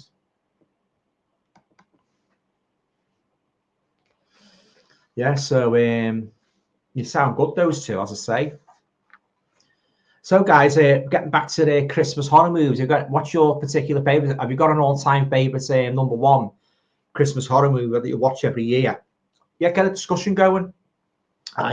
So I'll say some of my favourites, like I say, like Better Watch Out. I think it's fantastic, a little twist in that. Silent Night, Deadly Night, the first one. Don't like the second one. It's basically a rehash of the first movie. It's there's quite a few Christmas horror movies I haven't seen. I'll have to try and get watched to get round to. And I've got one bought one a couple of weeks ago called Christmas Bloody Christmas. So I'm going to be watching that over the festive season. Yeah, Christmas Bloody Christmas. But watch some turkeys though, guys, as well. I expect them to be good in that. I did watch one with William Shatner in about 2 years ago, but he's a radio DJ, and it bought the pants off me. I think it's called is it called a Christmas Ghost Story, something like that. But he plays a radio host and that, and it's like an anthology, and Krampus is in it. It bought the pants off me, guys. I didn't like it at all. But yeah, there's been some real turkeys like over the years, hasn't there? Just like anything else, really. But I do love that Joan Collins one and Tales from the Crypt. He did when he brought Tales from the Crypt back for the American TV series, he'd done that again. But this time the Santa Claus was more terrifying. He had a real hideous face and that. Oh, he's really terrifying in that. And it's a bit more bloody in that. Yeah, from the Tales from the Crypt series. That's another series I like to see get a decent Blu-ray release. The Tales from the Crypt with the puppet being the Crypt Keeper. Yeah, I'd love to see that released on Blu-ray.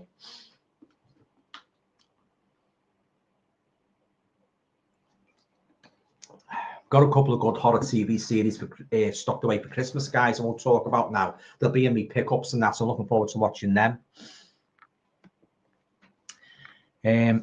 Gothic Rose 82 is saying, I watch the original Black Christmas every Christmas Eve. Yeah, I watch it regularly.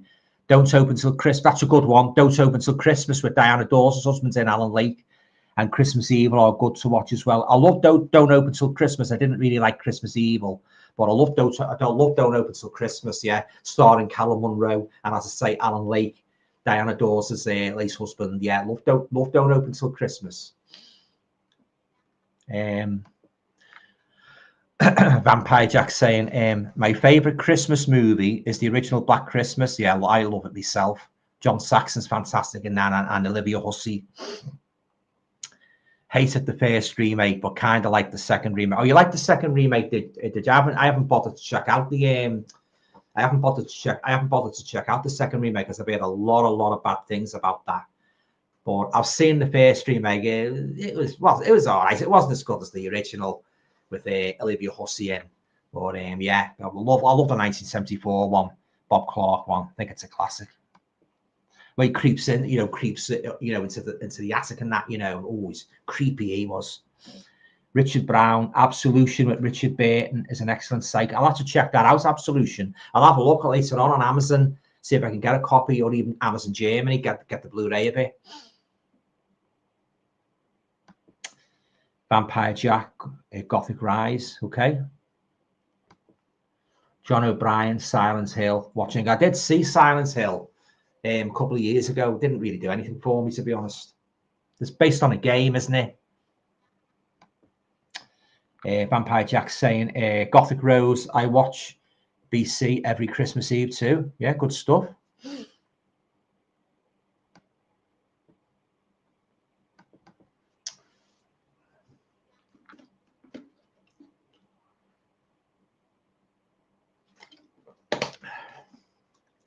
Does any any of you guys got any movies on pre-order that you're waiting to come and that you're looking forward to? Yeah, I watched one the other night. I waited about must have been about going on for 3 months. I ordered it from Film Treasures, The Dawn of the Mummy, and lovely aesthetics and that, lovely slipcover, lovely booklets and that, and it's fantastic. Oh, lovely aesthetics. Watched it the other night. Oh my God, I was bored out of my bloody mind. It was the main problem with it, guys. I don't know if any of you guys have heard of it. Dawn of the Mummy, from 1981, I think it was. The main problem it had was it was very, very slow. You had these archaeologists and that, and this a troop of girls and that, going into Egypt and that, and they were in and out of the tomb all the time and that. And it was very, very slow. The only good part was at the end where the resurrected. They're more like zombies than mummies. The resurrected mummies attacked the village and that. But that was the only good part in it. I did not like it. I was bored sick. So it's one of those Marmite movies. Yeah, so I've thrown it on eBay. Yeah, I do know a lot of people do like it, but not for me, guys. It was awful. Really was. Richard Brown, have you seen Dead End? I don't think I have. No, I don't think I've seen that one. Vampire Jack, Dead End is great, right? John O'Brien, The Ward. Is that the John Carpenter one, The Ward? I think I've seen that one. Vampire Jack, also The Children. I've seen The Children. Is a fantastic Christmas horror movie. I've got that one on Blu-ray. Lovely snowy settings. And now, if you've been watching my videos, guys, you know how much I love a snowy setting in a movie. Think Shining, you know, think that one. You know, think Dead of Winter. That's a great one. Dead of Winter. Highly recommend that one. Roddy McDowell. That's a great one. That. But yeah, I love me snowy settings. I really do.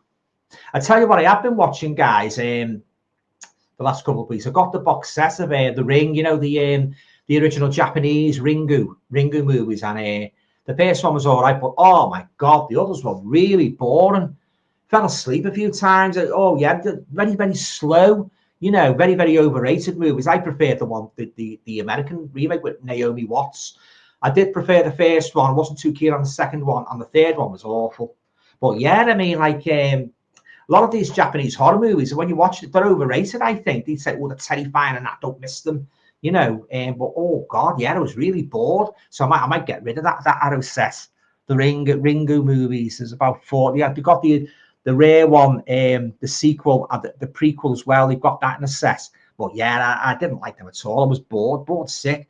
Yeah, the girl gets thrown down into the well, you know, by a supposed father, and supposedly like this got this videotape, and if you watch it, you've got 7 days to live. Yeah. So, and if you guys are fans of the Ring movies, do you prefer the Naomi Watts ones, or do you like the original you know, Asian ones? Yeah, let's get a discussion going about The Ring.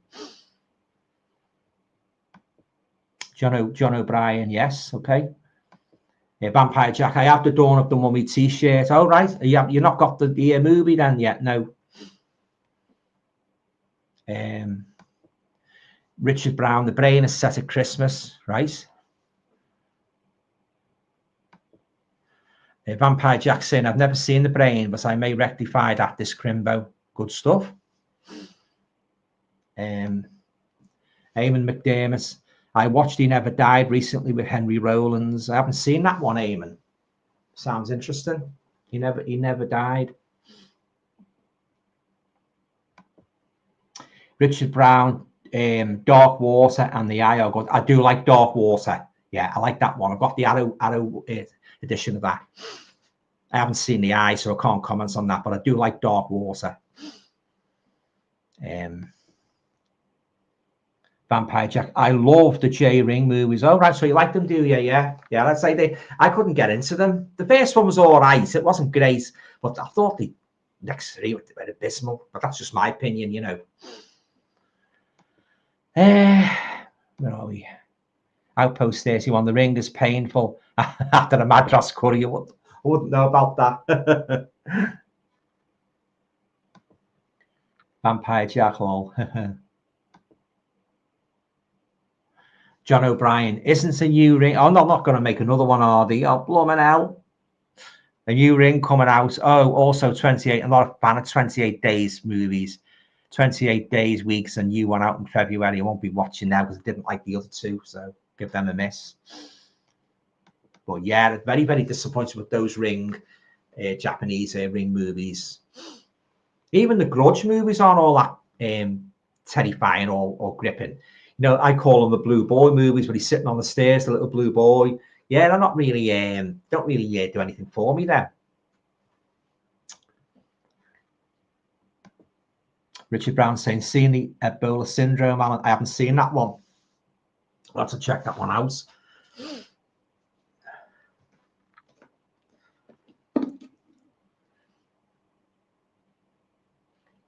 I couldn't get over that movie the other night. That I'd say another good one to watch, The Substance. That was good. The Substance, very good one. That very, very reminiscent of The Picture of Dorian Gray, and also as I said, that one with McAvoy in. And that was a good one. But apart from the bunny rabbit scene where he turned around in the car and went back for the bloody bunny stuffed toy and completely ruined the experience for me, guys. But I did watch it till the end, and I have kept the movie in my collection. If you've watched the review, you'll know. But if they could have done it better, what's the name there, guys, with that bloody stuffed toy scene, couldn't they? You know, I couldn't believe what I was watching. They had a lot of chances to get away from that movie and that. You know, the couple were dodgy, weren't they, McAvoy and that and his family. And, you know, I couldn't believe, and the husband as well, he was a right milquetoast, he was. Yeah, and he was, the character didn't really develop in that movie, you know, he's very, very basically stayed the same and that, you know. But as I say, I will keep it, I will keep Speak No Evil in my collection. I just did not like that bloody, where he went back for the bloody stuffed toy, got under my skin. Actually, some scenes in horror movies that really get under your skin, you think, why did he do that? Why did he do that? Why did they, when they go down, when he heard a noise downstairs, why don't they put the lights on? You can just, when you start thinking of them, you know, and sometimes when they're getting there, the monsters come towards them, or the killer, what did he do? Instead of turning around and running away, they try and get past. I seen a movie a couple of, I think it's about, just over a year ago, I think it was from the 1960s, where this monster is attacking this fella, and he's got ample opportunities to run away. What does he do? He tries to navigate past the bloody creature, with, you know, the inevitable consequences, the creature grabbing hold of him and that, you know, instead of turning and running away, he had loads of space behind him. He could have turned and ran away, you know, try to get past. Oh, yeah. I don't know how some of these movies get made, guys, to be honest. You know, if you've been watching my channel, you know, I've highlighted quite a few of these stupid scenes and that, you know, tropes and that. But, yeah, ridiculous. That took the cake, that, going back for the bloody stuffed, the bloody stuffed animal. But I love James McAvoy's performance, and I thought he was fantastic. He's a good actor. John O'Brien, lol, Japanese ruin them, lol, yeah.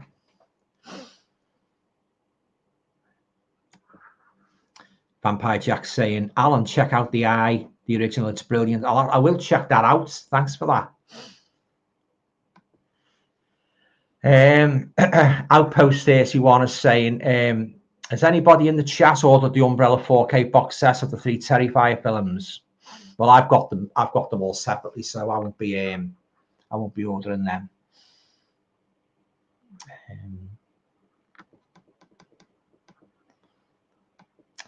Brian Gilson saying, I like watching the film Arsenic and Old Lace at Christmas. It's really funny. Wasn't Boris Karloff on that and Cary Grant? Saw it years ago on our old black and white telly. I don't remember too much about it. But I do believe there's a Blu-ray available of that, isn't there? I'll have to give that another go. Arsenic. It was a stage play as well, wasn't it, on Broadway? I think. Arsenic and Old Lace, yeah. Any of you guys seen any of the Ghost Breaker movies with Bob Hope in? The Ghost Breakers. They're all right. They're not great. They're okay. Not to be taken seriously.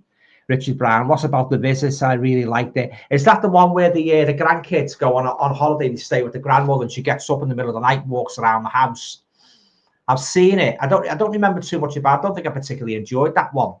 But if it's the same one where the kids are filming her and she gets up in the middle of the night and walks around the house as if she's in like a coma, that'll be the one. Yeah, The Visits. Vampire Jack saying The Visits is pretty good, right? Outpost 31 enjoyed The Visits. Okay.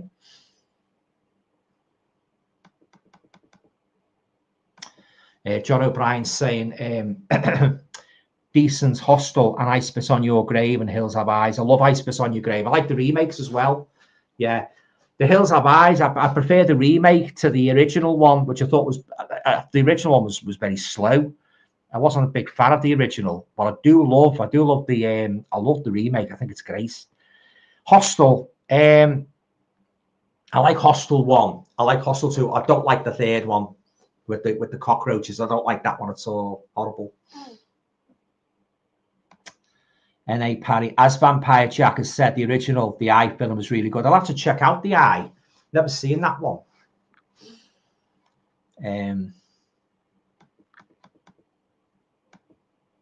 Tony York saying, I recently watched an enjoyable 1969 Spanish slasher thriller, The House That Screamed, Arrow Blu-ray. I think I've had that one, by the same director who Who Can Kill a Child, the one with the murderous children on and that. I like that one, Who Can Kill a Child. I've got that in my collection. It's a good one.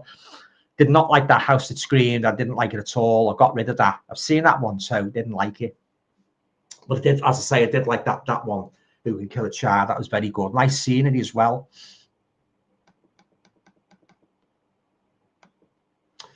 Vampire Jack's recommending a movie called Santa Slay, which I have heard of, but I haven't seen. It's he describes this as being a fun one. Highly recommended if you've never seen it. It's fun. I'll definitely check that out. Santa Slay. Yeah, cheers. Thanks for that, Vampire Jack. Richard Brown, The House That Screamed is excellent. Well, everybody's to their own taste. Yeah, I wasn't a fan. Glad you liked it anyway. John O'Brien, nope. Richard Brown on The Mill of the Stone Women. Now, that's one movie I've got to see. I haven't seen that one, The Mill of the Stone Women. I'll have to check that one out. Yeah, The Mill of the Stone Women. It looks good.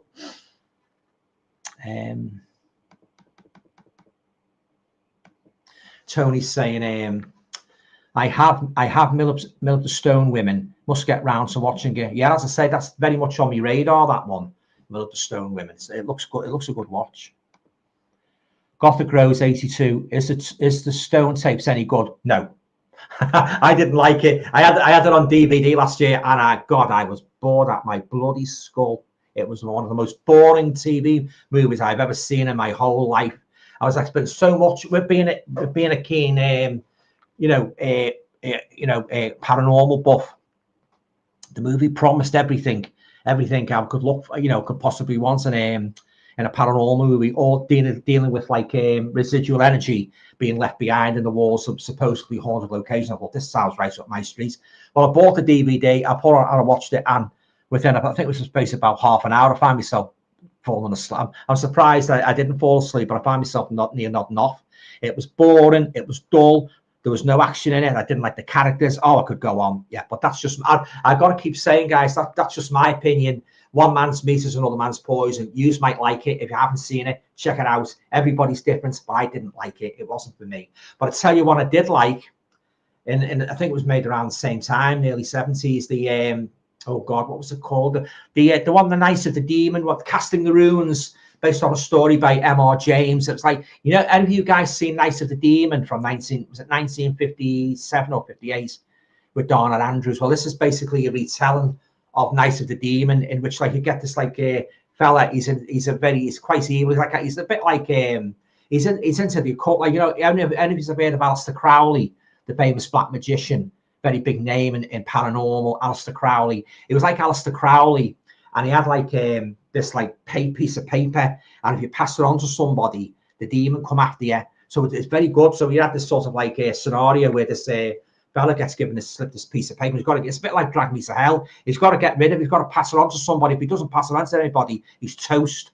So that was very good. Casting the Runes. It's only about 50 minutes long, but I highly recommend that one. Casting the Runes. If you see it on Amazon, get it, pick it up. It's good. I just wish it had been longer. Casting the Runes is called, based on the M.R. James story, which was, again, I say, The Night of the Demon with Donna Andrews. That was the movie. And again, this is another retelling of it. So yeah, I love Casting the Runes, but I did not like the Stone tapes at all.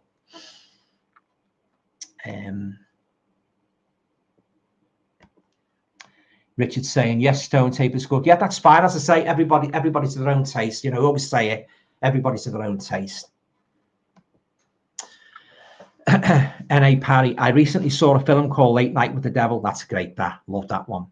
It's very odd, but I'd recommend it. Yeah, it's great. I'd recommend it as well.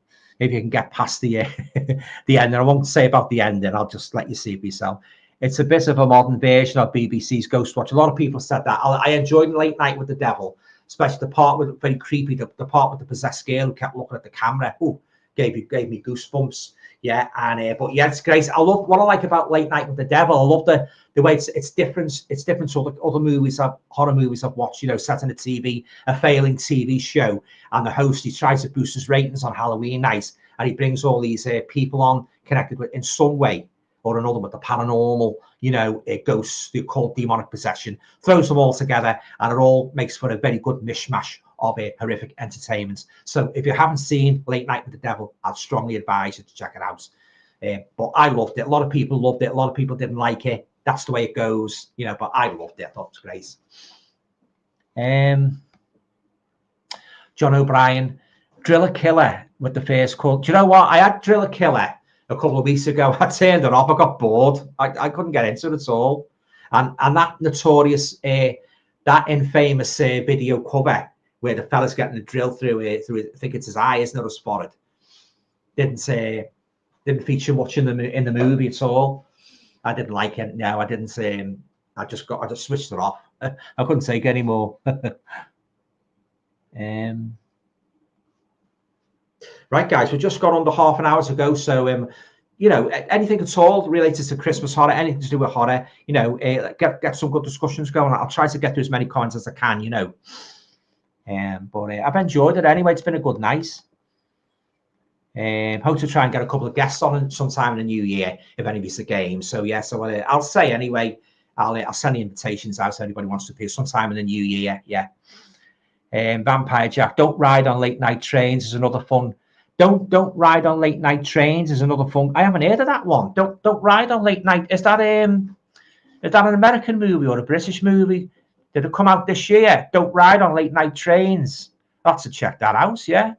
Thanks. There's another one as well, another Christmas horror. It's a wonderful, it's a wonderful knife. Yeah, a little bit of a spin on the James Stewart's It's a Wonderful Life, which I did not care for at all.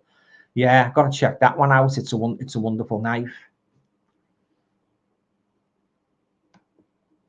Vampire Jack saying Driller Killer is so dull. I totally agree with you. It was dull. Richard Brown, is that the Night Train Murders? Now, I have seen the Night Train Murders. I thought it was okay. I've seen that one.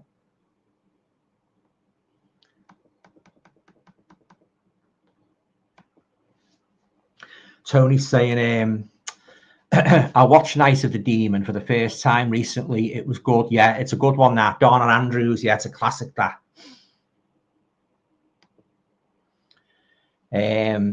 Vampire Jack. Yes, Richard. Eamon McDermott, Midnight Meat Train. Oh, the one with Vinnie Jones and Clive Barker. It was all right. It was okay. Wouldn't rave over it. Vampire Jack saying Night of the Demon is a masterpiece. I'd certainly second that. Terrifying movie. Yeah, I love Night of the Demon. Gothic Rose 82. Since you're into the paranormal, do you have any true paranormal stories? I've had a couple of experiences. I have spoke about. Actually done a live stream in the summer talking about all, you know, the different things me and my family have experienced and that. Yeah, I won't go into them now because some of them are quite long and that. And yeah, but I have had a couple of as has my family, a couple of strange things have happened, especially after my dad passed away in 1988 and that. But I don't want to go into that now. Don't want to get too morbid. But yeah, I had some experiences, and I've heard of my mum had a couple of experiences when she worked in a cake shop, and that it was a haunted cake shop, and she used to often see the trays getting lifted up and nobody there, and just lifted up in the air and thrown down and that. And yeah, actually, like even the serviettes in the window and that up in the air and that, nobody there. Yeah, it must have been built on a haunted. Something must have happened there years ago. Yeah, very, very haunted cake shop in Birkenhead. Yeah, but oh yeah, I've written quite a few books on I've written the True Ghost Story series and that. I've written about haunted objects. And you just type my name in, Alan Toner, on Amazon, and you get all my books on my website. It's www.alantoner.com. Yeah, www.alantoner.com, and you'll see all about my work as a writer. It's all there on my website. Yeah, but oh yeah, I've had a few, as I say, creepy experiences. I've heard some pretty. That Ouija board, I would never recommend anybody tampering with that because that is bad medicine. The Exorcist actually was actually based on a true case in 1949 involving a young boy, but in the film it was a girl, obviously. But oh yeah, but if you read about the original story, it gives you the creeps. Yeah, but yeah, Ouija boards are bad medicine. I will not advise anybody to touch them with a barge pole. And to think they used to be bloody board games then, especially after the First World War, when people were trying to get in touch with their loved ones. It was a big business, you know, Ouija boards. Yeah, believe it or not, I couldn't believe it when I read it. I thought it was just like putting the tumbler and then putting the letters and just going round saying, is anybody there, and putting your finger on the glass, and it gradually doesn't work at first, from what I've heard. I would never tamper with one. But the stories I've heard, oh no, I just wouldn't go there. So Ouija board, even your priest warn you, don't mess around with, did anything to do with Satan. you know, the afterlife. You just basically laying yourself open, you know, to things you don't understand. Yeah, so I wouldn't recommend anybody touch one. John O'Brien, Night of the Demon, great film. Yeah, certainly is. Brian Gilson is saying to Gothic Rose, he did an amazing paranormal live stream. Yeah, that's it. 2 years ago. Yeah. Oh, cheers. I might do another one actually in the new year if you enjoyed it that much. Yeah, I'll do another one. Yeah. I love watching the true paranormal shows. Yeah, you know, on television and that. You know, I know a lot of them are sort of like fabricated and made up and that. Just as if a ghost is anybody there? Knock knock. Knock 3 times on the ceiling if you want me. that was one of my favorite songs from the 70s by Dawn. My mum loved it as well. Knock 3 times. That could have been attributed to, in some way, to a paranormal scenario, couldn't it? Knock 3 times. It's a good I believe there was a horror movie, wasn't it, called Knock Knock a couple of years ago? Yeah, Knock Knock. Yeah, but yeah, knock 3 times. Richard Brown saying The Taking is a good one. Don't think I've seen that, Richard. The American title is a little different. The Taking of Somebody Logan. I've heard that was a Debbie Logan. Is Mia Farrow in that one? I'm sure she's in that one. The Taking of Deborah Logan. Correct me if I'm wrong. Like, I'm sure Mia Farrow's in it. Loved it in Rosemary's Baby. Absolute classic. Vampire Jack. Since is another fantastic Christmas movie, but only watch the subtitle version as the English dub is horrendous. Since, all right, I'll check that one out. Richard Brown, what about Night of the Demon, the Bigfoot one? I've got that one. It's a good one. Yeah, I like that. Yeah, 88 Films, wasn't it? Released on the 88 Films label. It's a good one, that.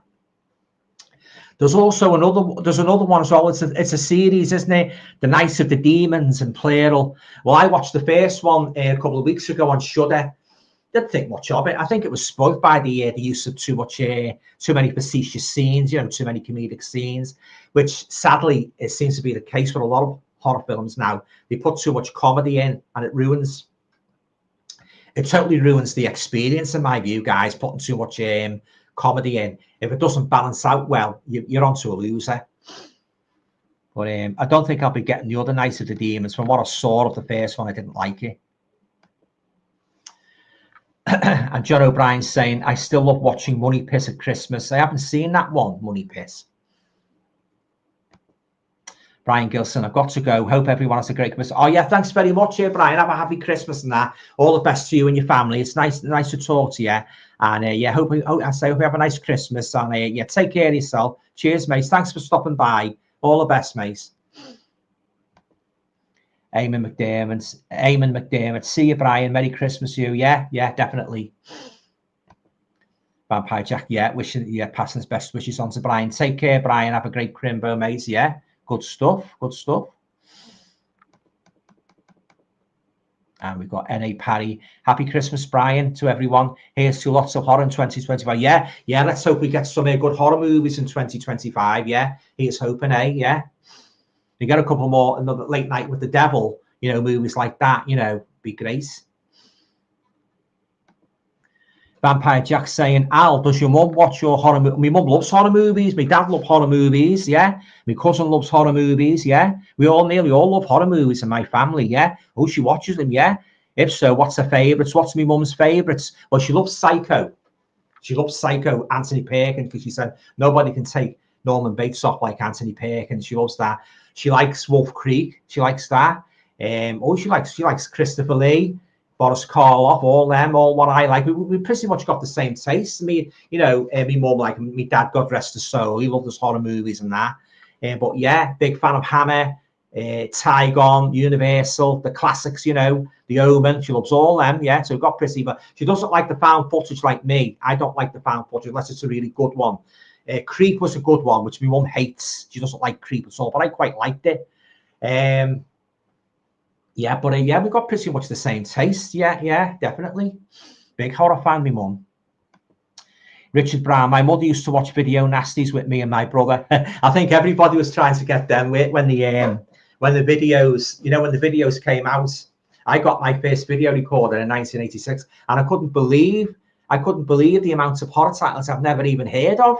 You know, titles like The Evil Dead, Mausoleum, things like that. You know, all these horror movies that's never been on the telly. Oh God, I was intrigued. I really was. But then I think it made it all the more intriguing when you couldn't. Certain movies are hard to guess. Don't you think the same, guys? It made it all the more you wanted to get them. You know, like, oh, don't get this, it's too scary. And that, like a daredevil in you, sort of like was kindled, wasn't it? The daredevil in you, the daredevil spirit. It's like going on. It's like going on a roller coaster ride, isn't it? You know, you think, oh, it's a bit dull, but somehow, sometimes you get the courage to go on the roller coaster. Yeah, it's the same sort of thing. It's all down to like escaping to another world for a bit and that, and then coming. You know, it's only, you know, it's, well, basically, if you're watching a horror movie or reading a horror book, you know it's not real. Yeah, at the end of the day, you can switch it off or close the book. You know, but yeah, it's all down to like escapism, really, isn't it? But yeah, you made a good point there. A lot of people did watch the video now when it became available, that is, legally available. Very, very much sought after. Vampire Jack saying, A Christmas Horror Story is a decent anthology. Is that the one with Shatner in? What I mentioned before, Until December. I don't think I've seen that one, December. I'll have to check that one out. N.A. Parry saying, I'm wondering if Del Toro's Frankenstein will be out next year. They're making a new Frankenstein, aren't they? Yeah, well, Frankenstein's my favourite movie monster, so I'll definitely be checking that one out. I think I must have seen every Frankenstein movie over the sun. Every Frankenstein movie under the sun. Also ones on the continent. What, you know, you don't really mention much. Love Frankenstein. The story just fascinates me, like about this scientist and that, you know, he's trying to create life and he thinks he's doing a good thing, but it all goes horribly wrong, doesn't it? You know, he rejects the monster rejects him, and he wants the bride. And that's a really good story, Frankenstein. And when I saw Boris Karloff, when we first saw him on the old black and white telly back in the late 60s, I became an instant horror fan. You know, Boris Karloff, Frankenstein Monster was the film that acted. That was the springboard that got me into horror. Love Frankenstein. Love Peter Cushing as well, playing the Baron. Eamon McDermott, N.A. Parry, Happy Christmas, yeah. John O'Brien, World War Z 2 is out next year, but not Brad Pitt. I don't think I've seen that one, World War Z.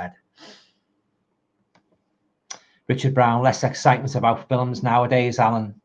Less excitement about films nowadays. Do you mean like the general audiences are not as you know, really looking forward to them? Like, you know, they haven't got the same enthusiasm. Is that what you mean? Is it, Richard, or do you mean something else? N.A. Parry, Amon, and to you, thank you. Yeah. N.A. Parry, what's your least favorite Frankenstein film? And I've seen a few turkeys. I think mine is Frankenstein versus the Mummy. Terrible. Yeah, I think yeah. Is that the one that was made in was it 1969? I think I've got one. I've got one. My collection. Oh, it's a Werewolf versus the Mummy. Sorry, I'm getting mixed up. I've seen a few bad ones. Yeah, I can't really. There's not one that comes to mind right away. But I suppose the more you think about them, like, oh yeah, that was awful. That was awful, and that. Yeah, I didn't.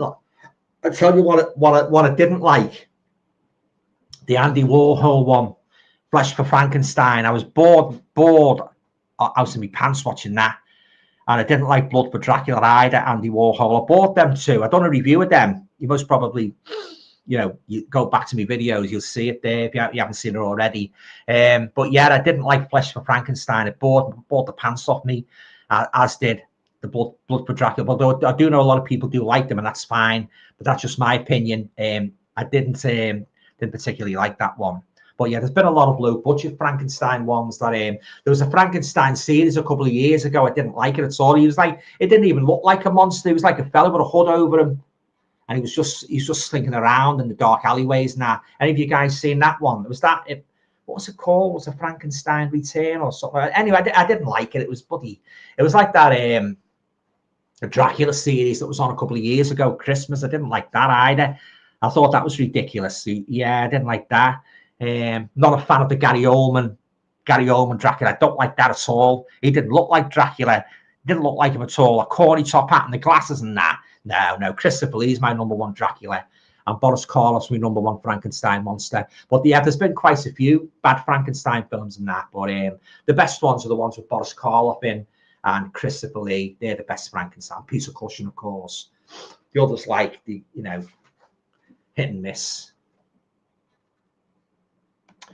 John O'Brien, Abbottson Hostels. You mean Abbott and Costello, don't you? Abbott and Costello, me Frankenstein. That's my #1 favourite horror comedy. Abbott and Costello. I watched. It's funny you should mention that. I was only watching a fella on YouTube last night. He did a great review of that movie, Abbott and Costello, me Frankenstein. I really enjoyed it. He went into depth about the way the monsters played it straight. That was the strength of the movie. The monsters played it for real. There was no, you know, basically, you know, larking around and that. You know, they played it straight, and Abbott and Costello played it the usual comedic way. And they got the balance good, perfect with that one. Like American Werewolf in London, they got the balance right with that one as well. Love American Werewolf in London, absolute classic. Yeah, Costello, Lou Costello. Yeah, Abbott and Costello made them. They met the monsters in a few films. There, Abbott and Costello meet the Invisible Man. Abbott and Costello meet the Killer. Abbott and Costello meet Dr. Jekyll and Mr. Hyde. And he did a short, like, segments. I think it was in one of the TV shows in the 50s. Abbott and Costello meet the creature from the Black Lagoon. Yeah, I love Abbott and Costello. I've got the TV series on Blu-ray, what they did in the early 50s, and I've got the big Blu-ray box set of them, all the movies. That's a great one. That. Vampire Jack saying, I reckon a Christmas-themed Evil Dead could work, but it needs to be snowy. Yeah, perhaps the peeps in us are snowed in, so no escape. Yeah, good points. Good points. N.A. Parry, yep, I saw the Flesh for Frankenstein review. I love a good rant. Agreed about I Frankenstein. If I'm thinking the right one, I saw I Frankenstein, and it was that memorable. I don't remember anything about it at all. I didn't like it. Once you said I Frankenstein, and oh God, alarm bells went raised up in my mind. I thought, oh, that's a bad one. That's a bad one. Very, very forgettable. And the Gary Oldman Dracula. Yeah, terrible Gary Oldman one. I don't like that at all. But I do know a lot of people do like it, and that's fine. But it's not for me. The nearest, I tell you guys, when we're talking about vampires and Dracula, in my opinion, the closest to Christopher Lee, the closest to a good Dracula film, in my opinion, was the Count Yorga movie starring Robert Quarry. Any of you guys seen them? They're fantastic, them. Yeah, Count Yorga Vampire and the Return of Count Yorga. I've got the Arrow box set of them. I think they're fantastic. Robert Quarry is really on the money, really sinister, playing this Count Yorga in modern day America. And that part where all the vampires rise from the grave and they converge on the house and that slaughter all the people, that was very reminiscent of the Sharon Tate killings. A lot of people said that was very reminiscent of the Sharon Tate, Charles Manson killings, where they invaded the house and slaughtered all the, you know, the people in the house. Yeah, it's very scary, that. But Count Yorga, if you haven't seen the Count Yorga films, I highly recommend them. They're fantastic movies. You get the Arrow, I've got the Arrow special edition, 2 movies and that, you know, in one. Great. Highly recommend Count Yorga if you like a good vampire movies. I don't like, you know what I'm going to say when I mention poster boy vampires, don't you? I bloody hate them. I don't like them. I don't like it when you make vampires slushy and like, you know, like pin-up boys and that, like Twilight and bloody First Blood or whatever it's called, True Blood. Not for me. I like vampires scary. I like them like the Salem's Lot vampire. I like Barlow. Talking about Salem's Lot, the new one I see is on Amazon Prime, but you can't rent it yet. It's at its full price. So the minute it becomes available to rent, I will rent it and check it out and see what it's like. Because as I say, I'm always in the market for any new horror movies and that I think, you know, might be worth a watch. So I will definitely rent that. But I don't think, you know, I'm not expecting to be as good as you know, the James Mason, David Soul one from 1979. Right, guys, I've just got over 5 minutes to go, so I'll try and get through as many comments as I can. And but I've enjoyed it. I really enjoyed it tonight. Thanks very much. I hope to do another one sometime in the new year. Yeah, thanks everybody for turning up. I really enjoyed talking to you again. It's been great. John O'Brien, The Shining is, oh yeah, The Shining is definitely a good snowy one. Big thumbs up for The Shining. I love The Shining. I love the atmosphere. I love the characters. I love the creepy hotel you overlook. I love it. Not too keen on Dr. Sleep though. Didn't like that at all. N.A. Parry, just to say, Alan, thanks for all the videos. You're welcome, mate. Thanks very much. Yeah, throughout the last year, they've become a highlight for me. Cheers. Oh, thanks very much, N.A. I'm glad you're enjoying my content. I really appreciate it. You know, it's good to know, like, my subscribers that, you know, are enjoying me, you know, my content and that. Yeah, thanks very much. I appreciate that. Yeah. So.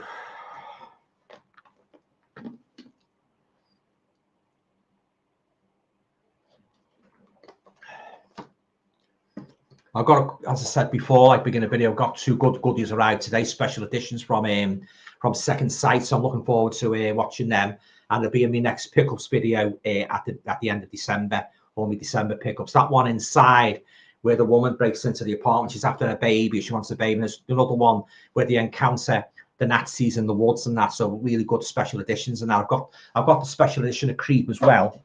So I'm looking forward to revisiting that. So yeah, so got some good pickups to show you, but I'm really made up that, you know, you're enjoying my channel, and, you know, I love it when you're all turn up for the live stream. And as I say, sometime in the new year, I hope to have a couple of guests on. So yeah, so stay tuned for that. And Eamon's saying, thanks very much, Alan. Oh, you're welcome, mate. Very enjoyable. Have a Merry Christmas, and a very Merry Christmas for you and your family, Eamon. Yeah, thanks for turning up. I really enjoyed it.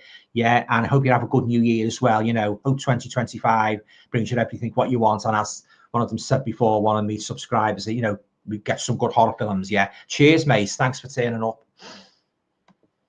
John O'Brien, snap, Alan, keep up the good work. Thanks very much, John. Much appreciated.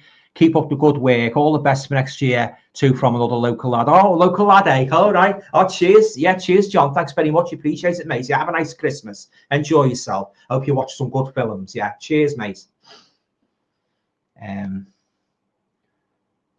Yeah, I've enjoyed it, guys. It's Tony York's just saying, yeah, happy Christmas. And yeah, thanks, Tony. Yeah, all set. Yeah, all the best to you as well. I've enjoyed it, guys. I really have. Yeah. So a couple of minutes to go yet. So I'll try and get through the remaining comments and that.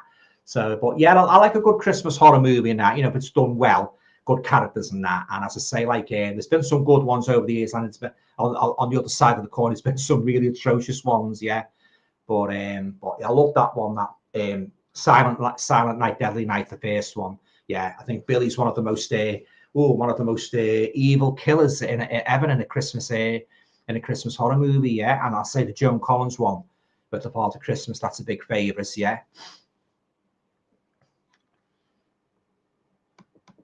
Yeah. So.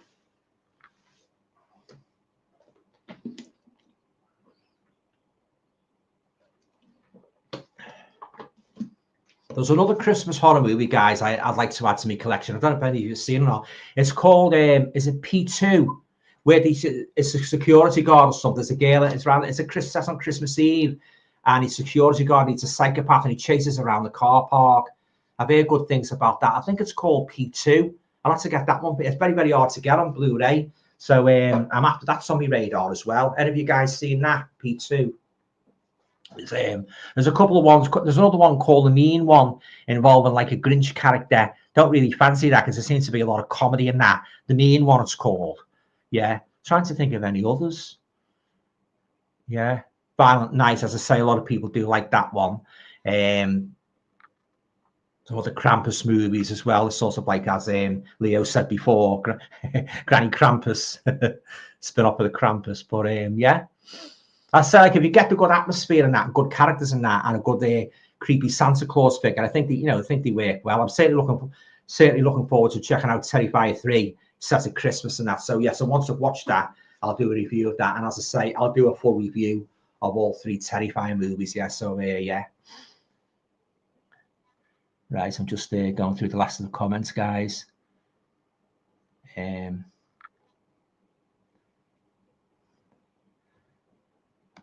John O'Brien, Upton, Macy. Oh, I know Upton, yeah. I know Upton very well, yeah. Yeah, Upton on the Wirral. Cheers, John. Yeah, I hope you have a nice Christmas anyway. Yeah, I've enjoyed tonight. And thanks again, everybody, for turning up. I really enjoyed talking to you all. Yeah. So I say hope to be back sometime in January with another live stream. And maybe get a couple of guests on and that, you know. So yeah. So I hope that, you have a nice Christmas and that. And if you go Blu-ray hunting, and if you ordered any movies, hope you get some good ones and that.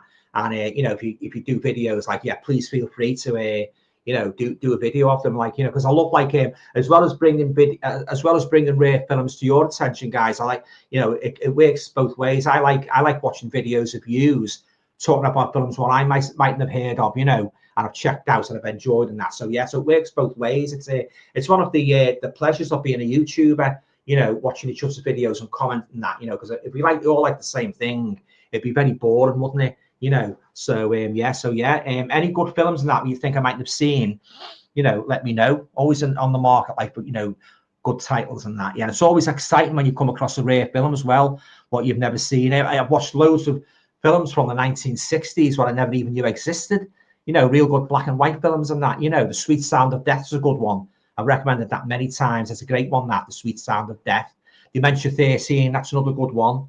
I believe that was Francis Ford Coppola's first movie. So Dementia 13, I highly recommend that. Very much along the lines of Psycho. The Haunting, obviously, 1963, Richard Johnson. Yeah. So yeah. All right then, guys, I'm going to love yous and leave yous now. So once again, a very Merry Christmas to you all. I hope you have a nice time. Don't get too drunk, enjoy your revelry and that, if you get some nice presents and that, good movies and that. Really enjoyed myself. Hope it goes well. And I hope you get a traditional white Christmas, because I don't like Christmases when you get like warm weather. I like it to be traditionally snowy and frosty and that, but there you go. Okay then, guys. So yeah, I've enjoyed it. Yeah. So take care of yourselves. Have a nice time, and all going well. I shall be back again with you all in a new year with another live stream. Take care. Bye. Take care. Happy Christmas.